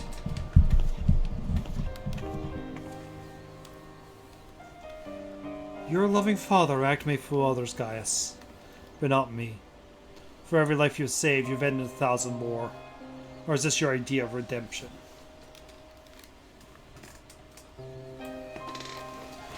Call it what you will. For my transgressions, I believe I shall have a part to pay.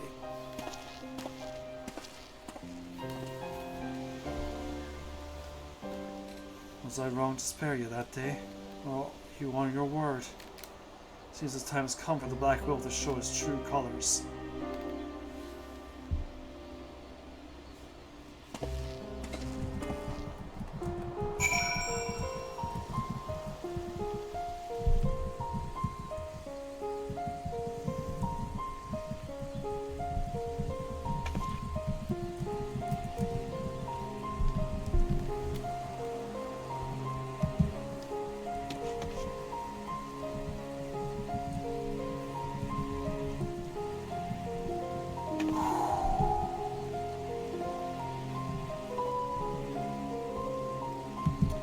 So, haven't had a chance to do this. How are you to the sweet DJ and Mactai?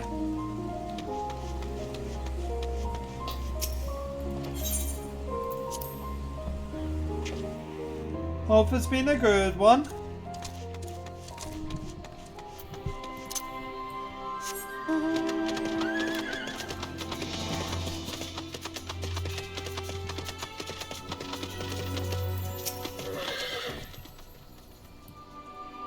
We have recently received word of your victory over the Emerald Weapon.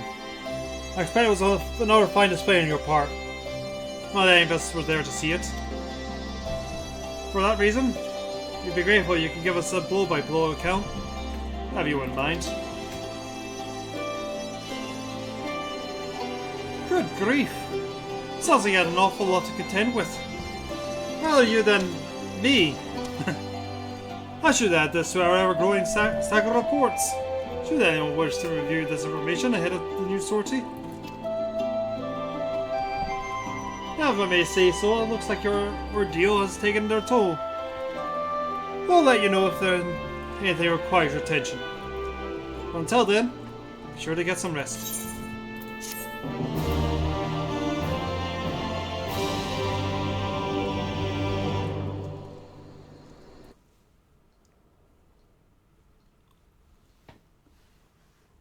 Meanwhile, in the 7th Legion's correction chamber,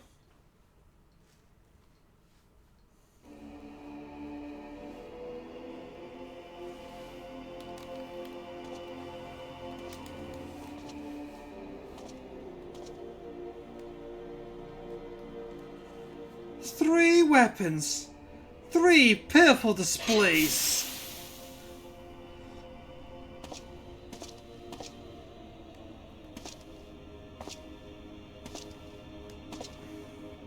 To make matters worse, one of the prime candidates, your precious sister no less, has escaped.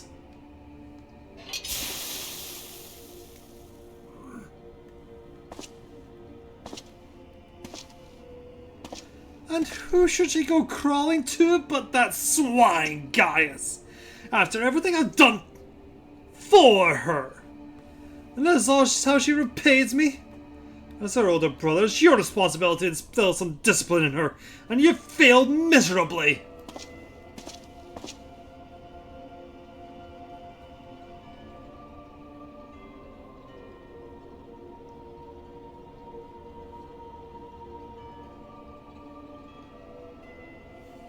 Well, don't just stand there, boy.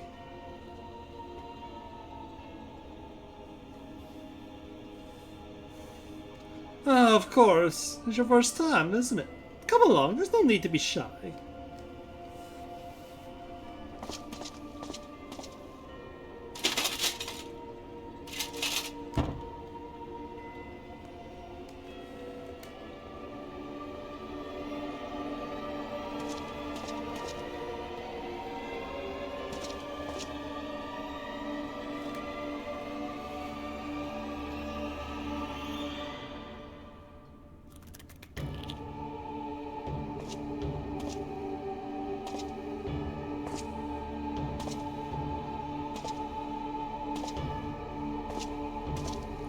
You see, something wicked has been told to this young man, It's our job to cleanse his troubled spirit. It may look painful, but it's the only way, I assure you. He'll be ever so grateful. I want him to get better, don't you?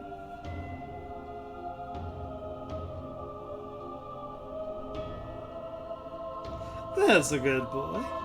Now let's try again, shall we? Burn out the bad! Burn out the bad! Burn out the bad!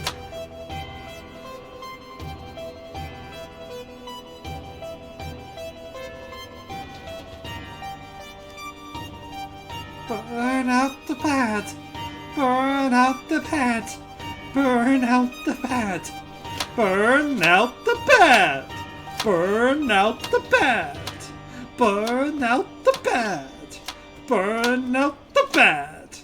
Burn out the bad!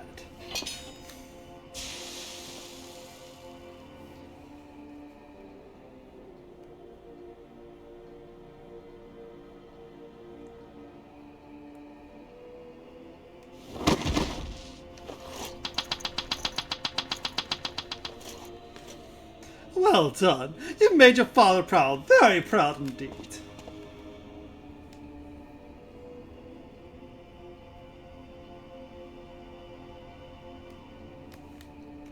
As for you, I thought you were caught about the rest of the savages. It appears I was mistaken. And since you allowed that wretched sister of yours to escape, it falls to you to act as her replacement.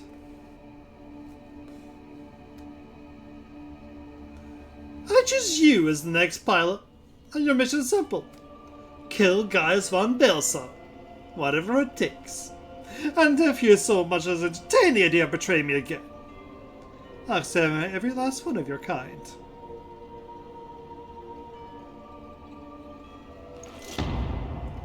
Like the vermin they are!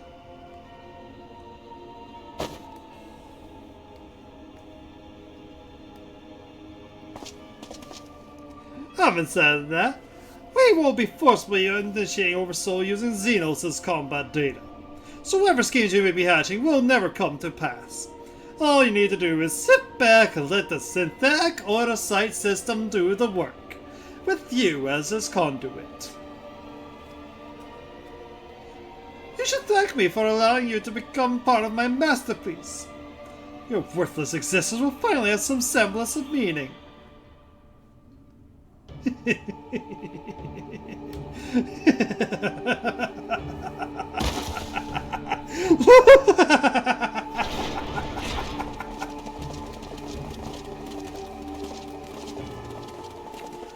Lord Valens, preparations for the Oversoul trial are complete. We await your orders.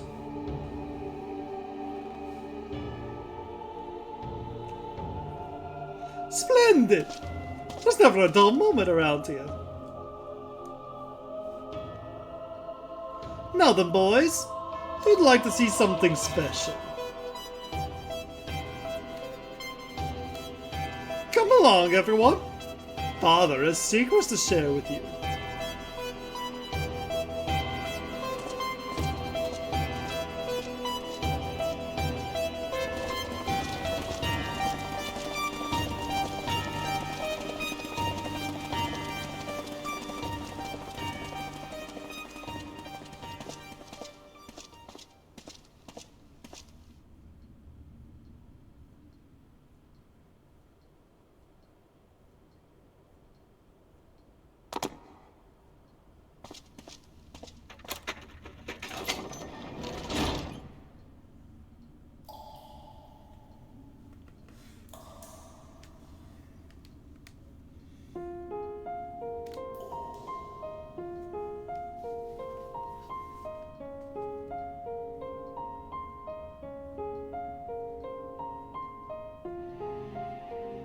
This is my chance.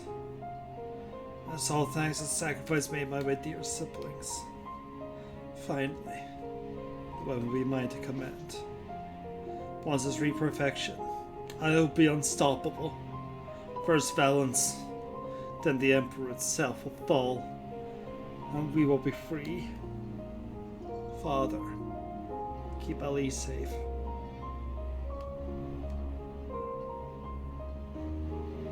Melisandre, Recon, Rex. I'll see you through to the end. I promise.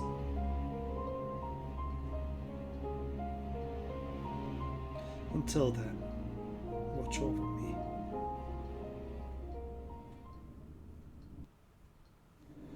Shibbertha, how long do you think since that melted here the am?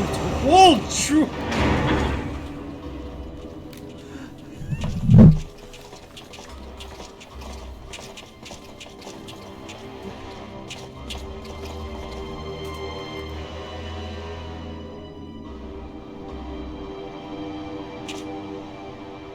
So, is it ready or not? The trial of the seventh sequence has been initiated, sir. Then get on with it!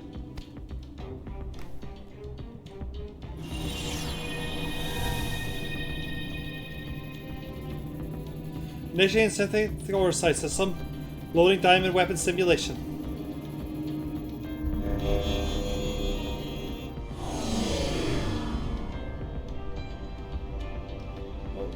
What's going on? You're helping us with a little research is all.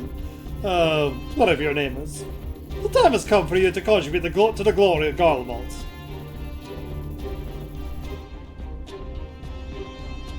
This isn't what we agreed.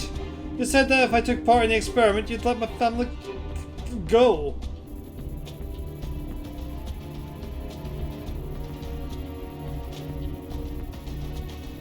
Yeah, Zero Sail loaded, yeah? Activate Oversoul and be quick about it. Understood, Lord Valens. Galveston combat system ready. Initiating organic core override.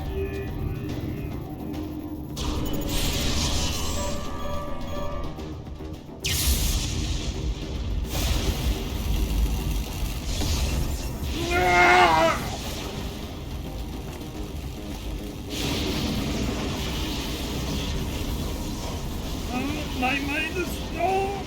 This is what it takes to protect you, mate. I'm so sorry.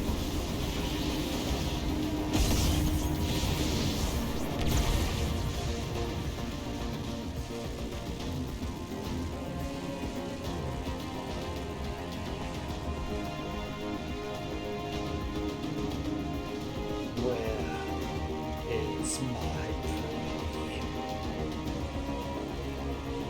Organic core override complete. Xenos Van Gallus, stay loaded.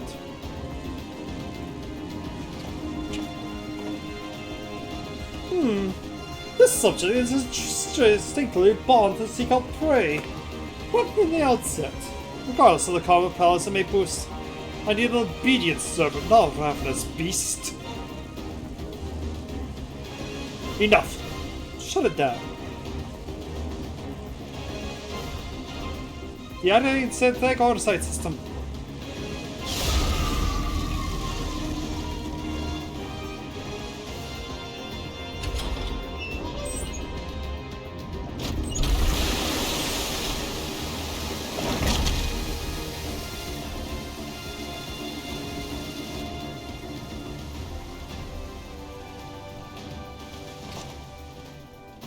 How revolting!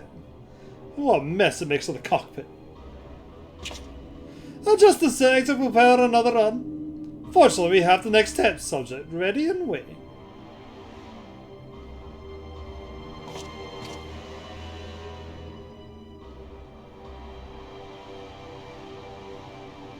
But sir, you agreed to let us family in exchange of cooperation.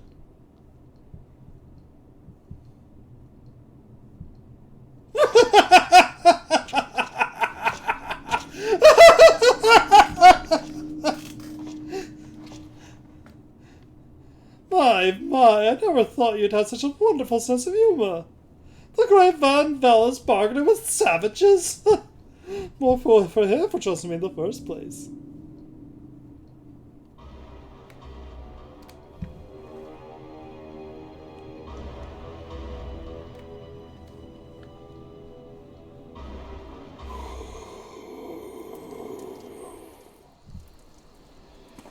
Anti-life justifies my hate.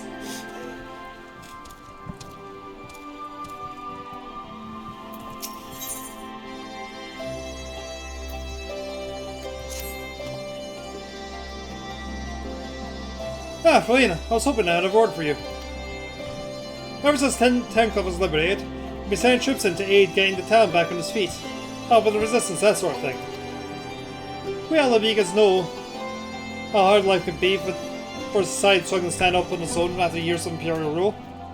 A lot of what people would take for granted has to be rebuilt from the ground up.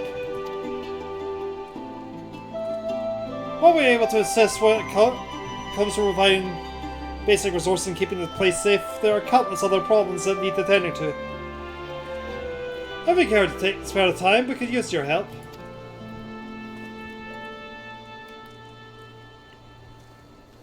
Bless you, Elena.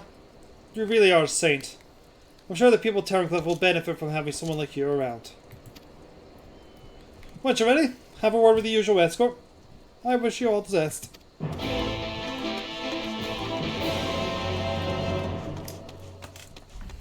I don't think we ever meet anyone in the Empire worse than Valens. Ever.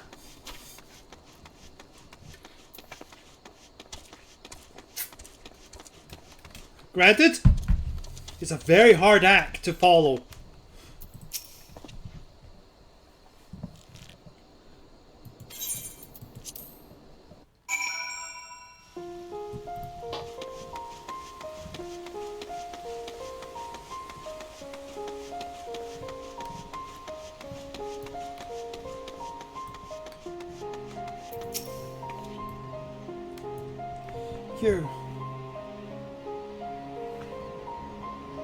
You're the one who piloted the war machine and defeated the sapphire weapon, aren't you? I thought so. I've heard much about you. But I doubt you know who I am. My name is Vilna, and I grew up here. When I was 16, I was put to work as a Magitech engineer. Thanks to you and yours, we're now rid of the Imperials. Though I fear many of us will struggle to put the past behind us. For decades, we suffered at their hands. Generations of young people were forced into the army and sent off to die in some distant land. As it goes, I could be considered one of the lucky few. My work here kept me away from the battlefield. I hope that my contributions might have helped others live long enough to make their way home. In the end, most of them never returned. Though my efforts were in vain, I can at least honor their memory. I want to leave something behind for them, for their sake. To prove that they haven't been forgotten. A monument bearing their names. To ensure that not a single person is omitted, I need to see the official list of conscripts. If one still exists. It would be inside the Imperial facility beneath the town. With resistance troops and ironwork engineers closing the place off, I can't get near it. Perhaps you might have a word for them for me? I'll leave as soon as I find the list. Thank you. I'll follow your lead.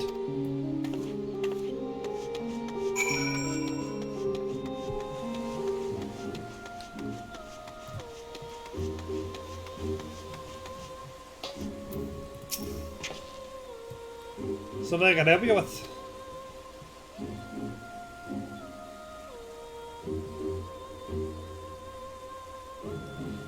I see. It's a bit unusual for one of the locals to show an interest in the Imperial's leaving. It seems she has her reasons. Since we're still carrying out investigations, we'll close the place off to prevent anyone interfering. Considering it's you who's asking though, I can hardly say no. Still, I better go with her. I guess I'll just kick up a fuss. You're very kind.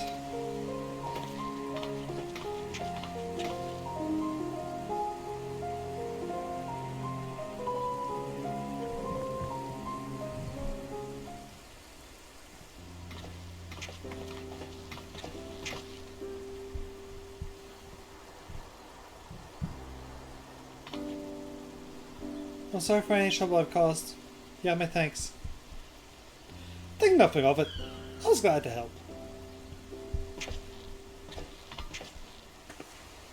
As I suspected, the POs have kept detailed records of the local conscripts. One name in particular stood out to me. My friend, Melisandria. I had no idea she had been assigned to the 7th Legion of all places.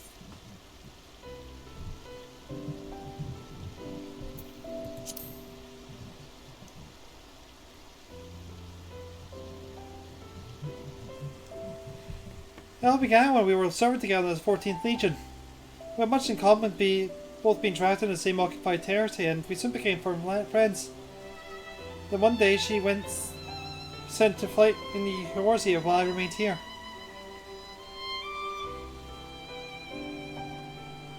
The day before she left, she came to say goodbye, together with her foster siblings from the orphanage.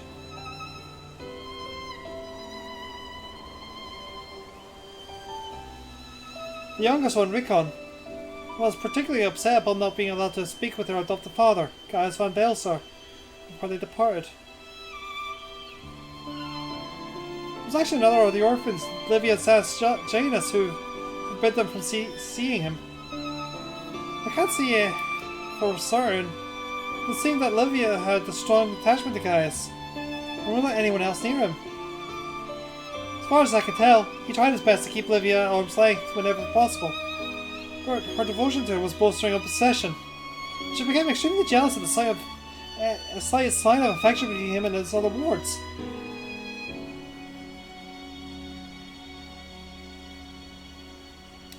Keep playing, DG. Others, however, treated them far more kindly. In fact, a Prefectus Castorum of the 14th Legion came specifically to me. I was surprised that Rodigan had a sense of rank such. I was even more taken aback by his unguarded manner in which he spoke with his subordinates. I had hoped that with people like him serving in the Eorzean front, he would be in safe hands. Then, the time came for Melisandria to leave. We shared a few final words, and then she was gone. It would be the very last I ever saw of her.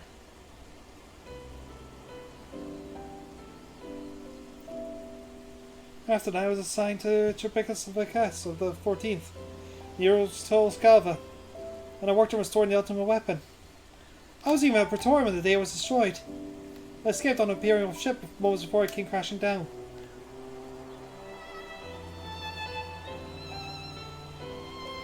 I eventually made my way back to Verlt, only to be drafted into the 7th Legion to continue working on the weapon project.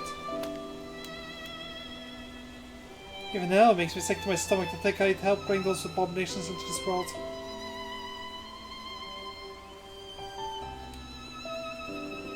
Using a living pilot to feed the weapons core was part of the design from the very beginning. Well, of course I never dreamed of subjecting a true-born Guardian to such barbaric treatment. Not when the 7th Legion has already supplied provisional conscripts right for the taking.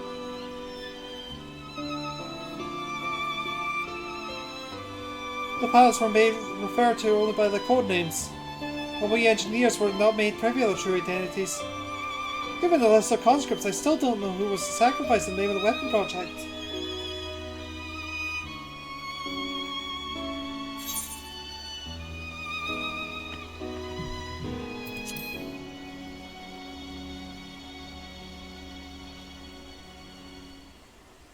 What can I do? For years I've noticed how to build tools of destruction. The 7th Legion is far from finished. They're biding their time, waiting until the right moments to unleash the final weapon.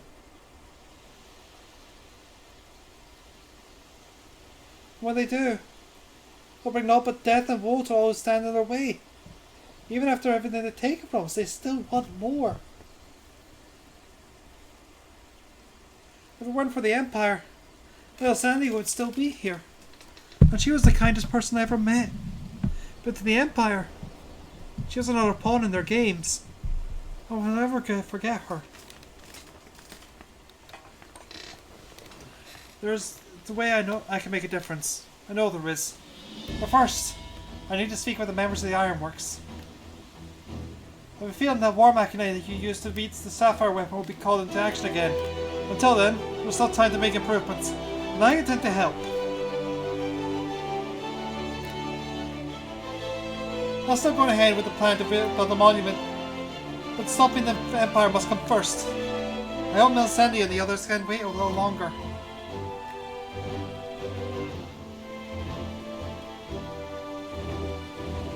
Before I go, allow me to express my gratitude.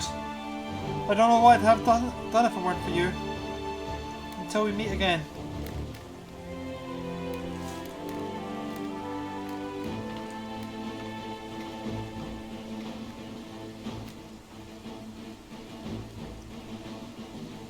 That's all I can say about it, DG.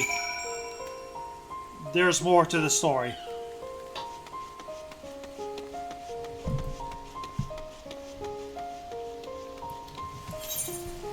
Hey.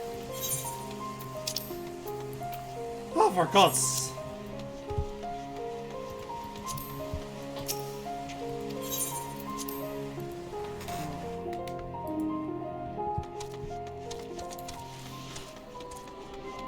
Castle's even chocobo.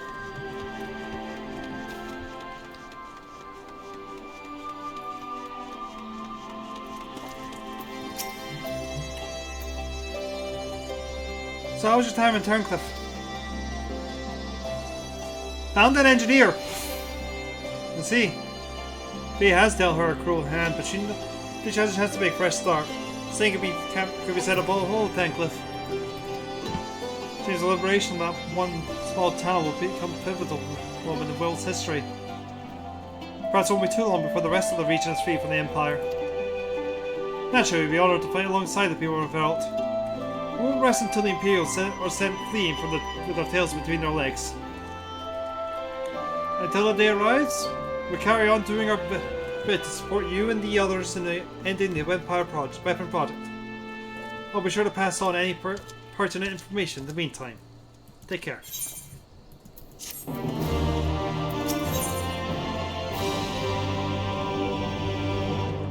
Duty in the sky with diamond.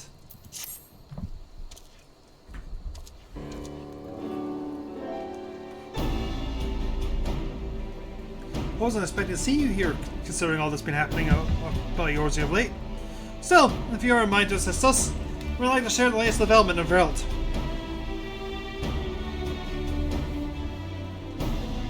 And as luck would have it, here comes the ideal person to explain the situation. Thanks, I'll take it from here. I'm glad to see you're looking so well, Rowena.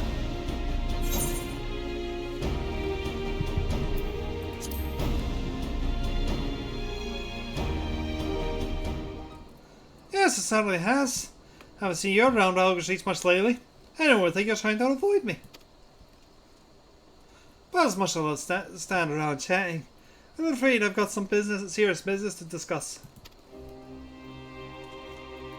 Following the liberation of Taincliffe, it seems the people of Veralt also have their hearts on freeing themselves from the grip of the Empire. Like-minded citizens have rallied under the banner of Veralt revolutionaries, and they aimed at the proposal of the Seventh Legion that currently occupy the city. Their ranks include many former conscripts, and between them, they possess no spell or amount of combat experience. The only thing they lack is someone to lead them. After much consideration, they decided to turn on to none other than Gaius Belsar, of course. Many would balk at the thought of returning to a former enemy, and many did. But desperate times call for desperate measures. His reputation as Legate speaks for itself, and as many Alamegans will attest, he was far more reasonable and pragmatic leader than his predecessor, Mad King Theodoric, or his successor, the Xenos for that matter. But most importantly, he was the one who led the invasion of Veralt in the first place, so who better than him to take it back? After accepting their offer, he requested the delivery of additional arms and provisions for the Alamegan resistance.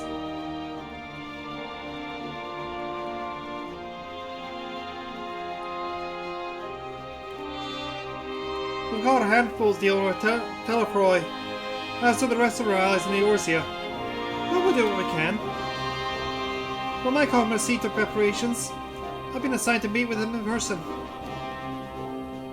I was wondering, Would you accompany me to Turncliffe? Thanks, Rowena. To be perfectly honest, coming face to face with the Black Wolf is a rather daunting prospect. Even if you haven't supposedly turned over a new leaf, I'm sure you'll be having you three with will make a world of difference. There, not three.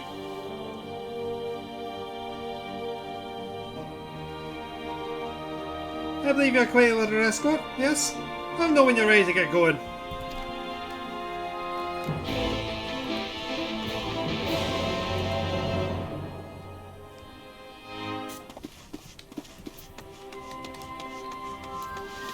Why is he so far away?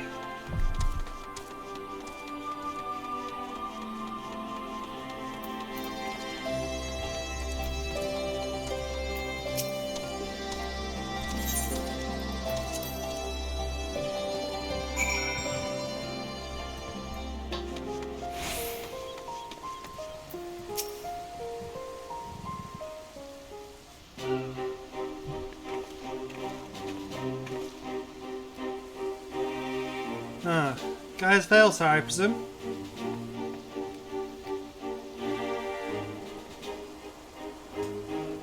I come bearing the Alamegan's official offer reply to your request for aid.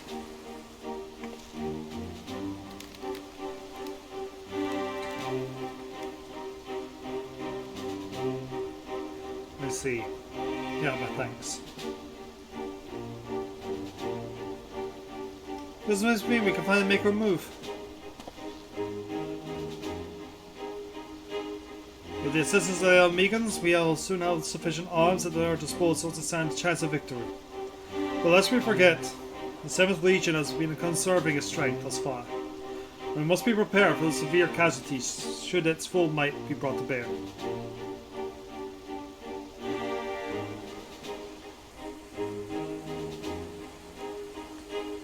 If our lives must be the price of freedom, we pay it willingly.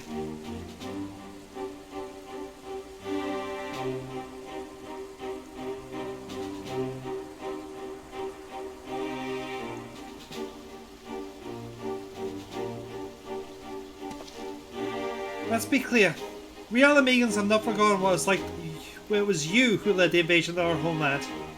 The blood of our fallen loved ones is on your hands.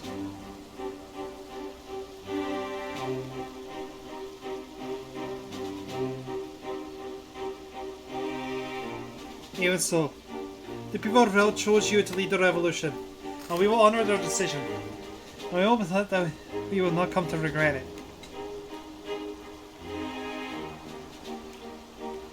As do I. Should I found unworthy of their trust, I shall submit to their judgment, whatever that may entail.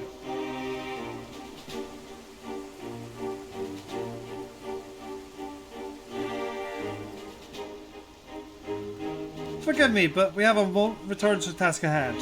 First, I would like you to discuss the transportation supplies from Alabeagle.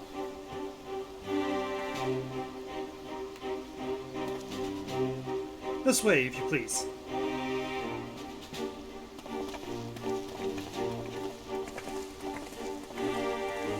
Once again, I prepare to lead an army to Vrot. The irony is not lost on me. It is a cruel fate that these people, so desperate from years of oppression, should turn to their conqueror for salvation. For most of my life, I believed the only empire possessed the strength and wisdom to lead mankind. That only through great sacrifice could civilization hope to thrive. So I led the conquest of Eorzea, forcing the doctrine at Garlemald upon the ignorant and uncivilized in every territory. I sought out those with the potential greatness without regard for birth or circumstance that may serve the empire.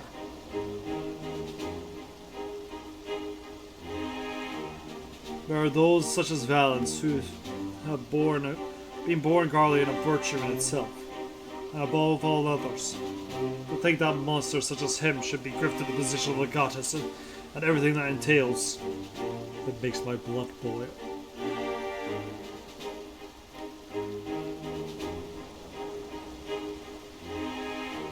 Violence brings shame upon our homeland, and makes mock of the ideals it once stood for.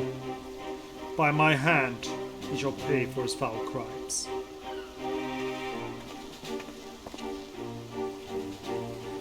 We're running out of time, guys. We have to go after her.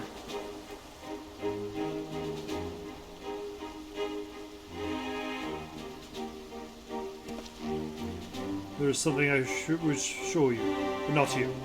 Come with me.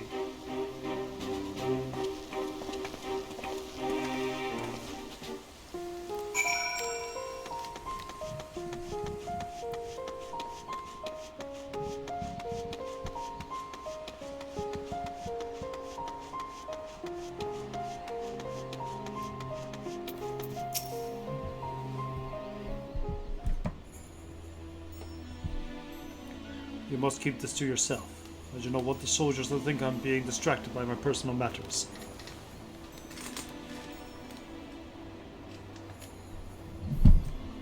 This letter was found in her room.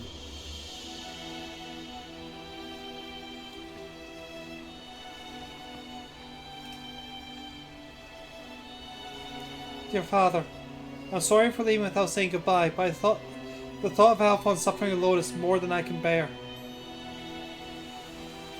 For his sake and the freedom of Velt, I decided to take matters into my own hands.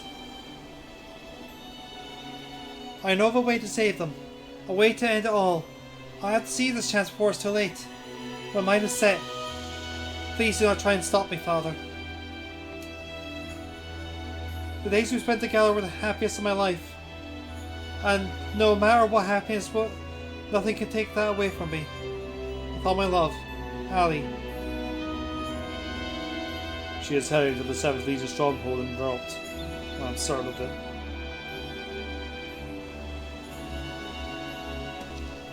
Taking matters into her own hands. She must be planning to take control of one of the weapons. And so, there's no time to waste. We have to mobilize our forces and save Ali and Alphonse. I have nothing more than that. I want nothing more than to save them. But I cannot ask the Velt revolutionaries to risk their lives to rescue 2 Imperial soldiers. In any case, if we were to rush into battle without the adept preparation, the 7th Legion would tear our partisan army to shreds. And as capable of warrior as Lena is, if she were to charge headlong into the heart of the enemy, she would be overwhelmed by sheer numbers. But we do nothing. Ali and Alphonse are as good as dead. I know Sever, and so did Ali, when she wrote this letter. Returning alive was never part of her plan.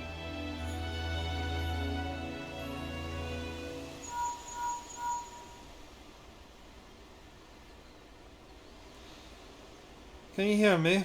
I'm in a Velt, just outside Casham Collium. All hell's has broken loose. There was an enormous explosion, and through the smoke and flames I saw what appeared to be another weapon. At this rate, the entire...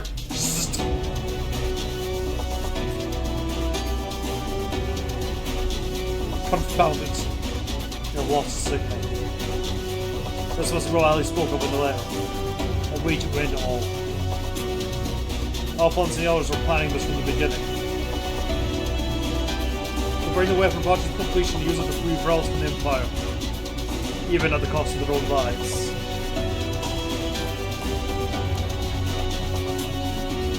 If the revolutionaries were to hear that a weapon has been unleashed upon the Imperial headquarters, they would see it as the perfect opportunity to strike. If it's running amok, it would make us not distinguish between our lives and the Imperials. A large force may would draw too much attention, but the 3 of us should be able to get close enough without them noticing us.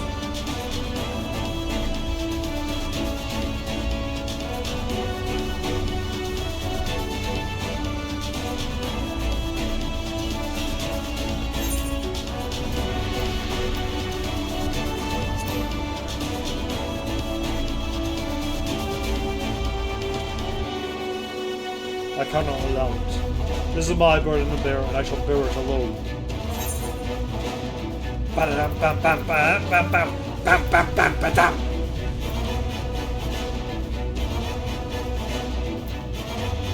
I'll have you know my record of surviving dangerous missions and impeccable support.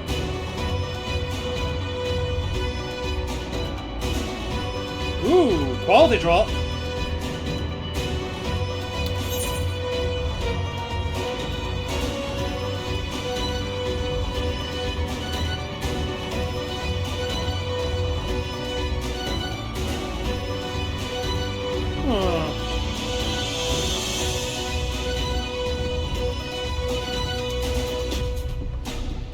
Alright, looks like it's fine now.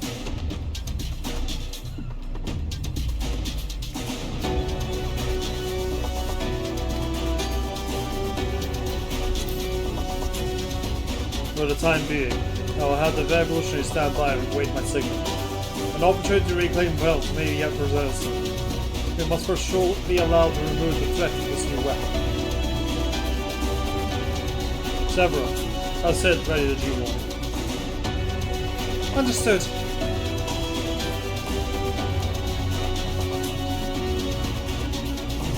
Once your preparations are complete, those reconvene outside the hangar.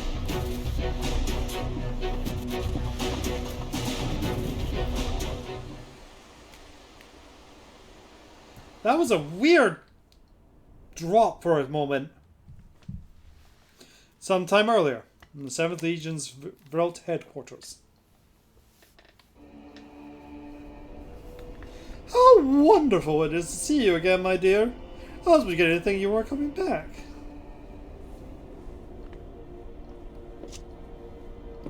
In my impatience, I may have vented my frustration with that brother of yours. I do hope you'll forgive me.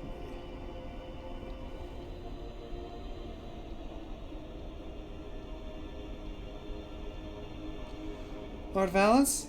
You mentioned before that the previous weapons were merely prototypes used to gather combat data within their course. Yes, very good. I see you're paying attention after all. Ruby, Sapphire, Emerald. The primals they absorb and the data they accumulate will serve a singular purpose. The completion of my masterpiece, the Diamond Weapon. But while you and your siblings were able to retrieve the necessary data from the Ruby weapon before Gaius' lackeys arrived.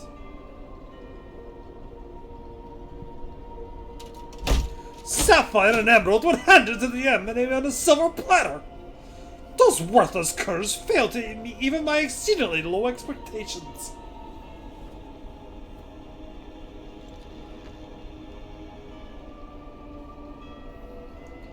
As detailed in my report, I took it upon myself to infiltrate Gaius Ballister's band of rebels and reclaim the data. Yes, you have done well, my dear. My engineers have already finished feeding into the diamond weapon. And all that remains is for me to assume my role as pilot, and for you to release my brother and the rest of our compatriots, as per our agreement.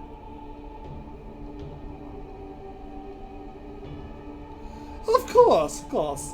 A handful of savages is a small price to pay for your remarkable talents. Even though the weapons project's revolutionary technology allows even an untrained pilot to fight with the skills of a veteran soldier, only the truly gifted can draw its full potential on the synthetic ore site.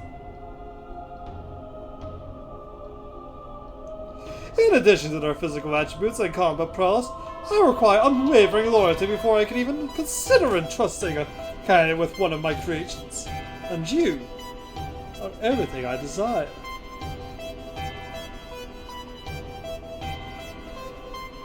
I'm honored you regard me so highly, Lord Valance. However, in return for my continued cooperation, I wish to propose an extra condition to our agreement. I request that the people of Ralt be given full imperial citizenship and the right to self-govern.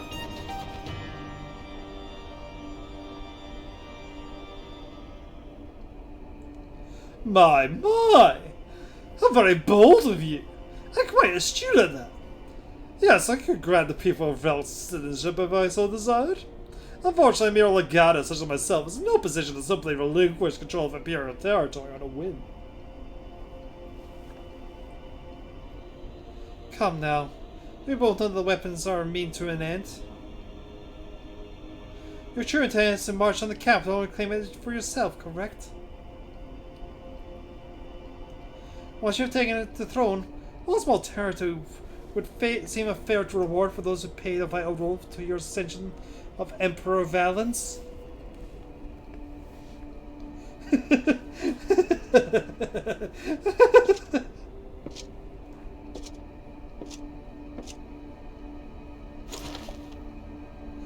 I say, for someone who's so sweet and innocent, you certainly drive a hard bargain. Very well, if it's Veril through one, it's yours. I'll soon have no need for the stinking backwater province anyway.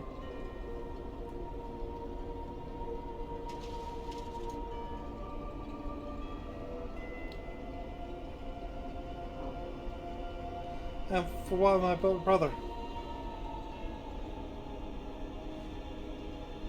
Ah, yes, Alwick. And it was Alfred? Whatever his name was, you don't need to worry. I've made special arrangements for you.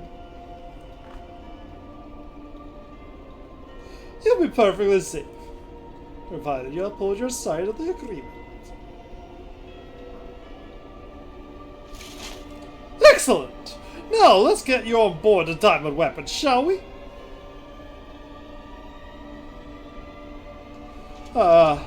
One step closer to my coronation. This is the moment I've been waiting for.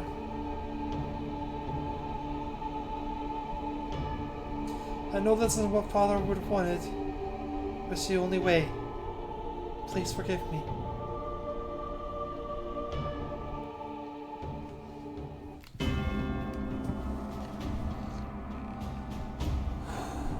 You're a big one.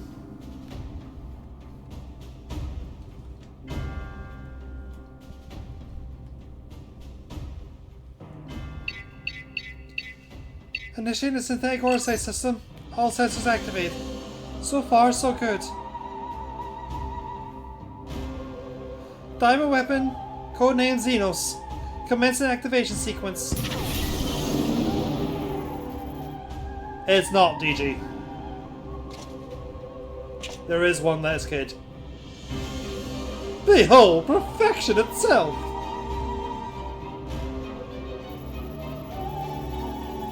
Wilsand, Recon, and Rex gave their lives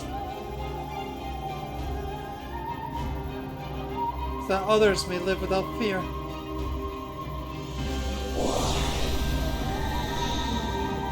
The Odyssey is taking hold. I'm just glad you didn't have to go through this all, Phones. Well, you have to go on without me. You and Father still have much to work together to... Ah! I'm sorry I can't be by your side. This is the only way. What's that, my dear? There's something the matter. The diamond weapon is mine. Your tyranny ends here, Valens.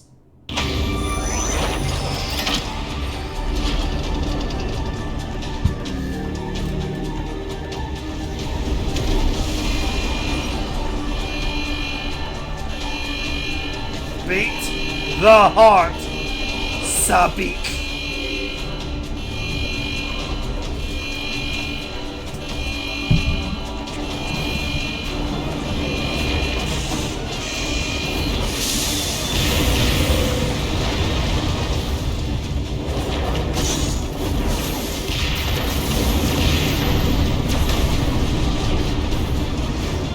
No born filth! If you think your love before swept me bold, you are sorely mistaken. What are you waiting for? Shut it down! Yes, my lord. Transmitting the activation signal.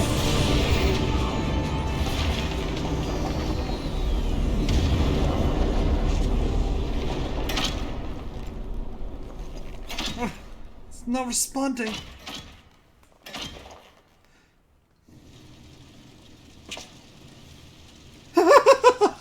That insolent whelp, you had me worried for a moment. her to me alive. If it means damaging the machine when I'm through with her, she'll beg for death.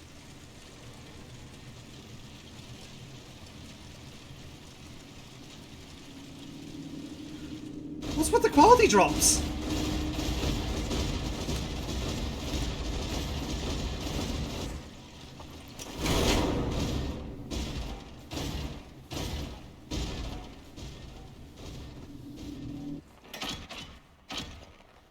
No! I can't end this way. Listen, be gone. Rex, guide my hand. Alphonse, whoever you are, lend me your strength.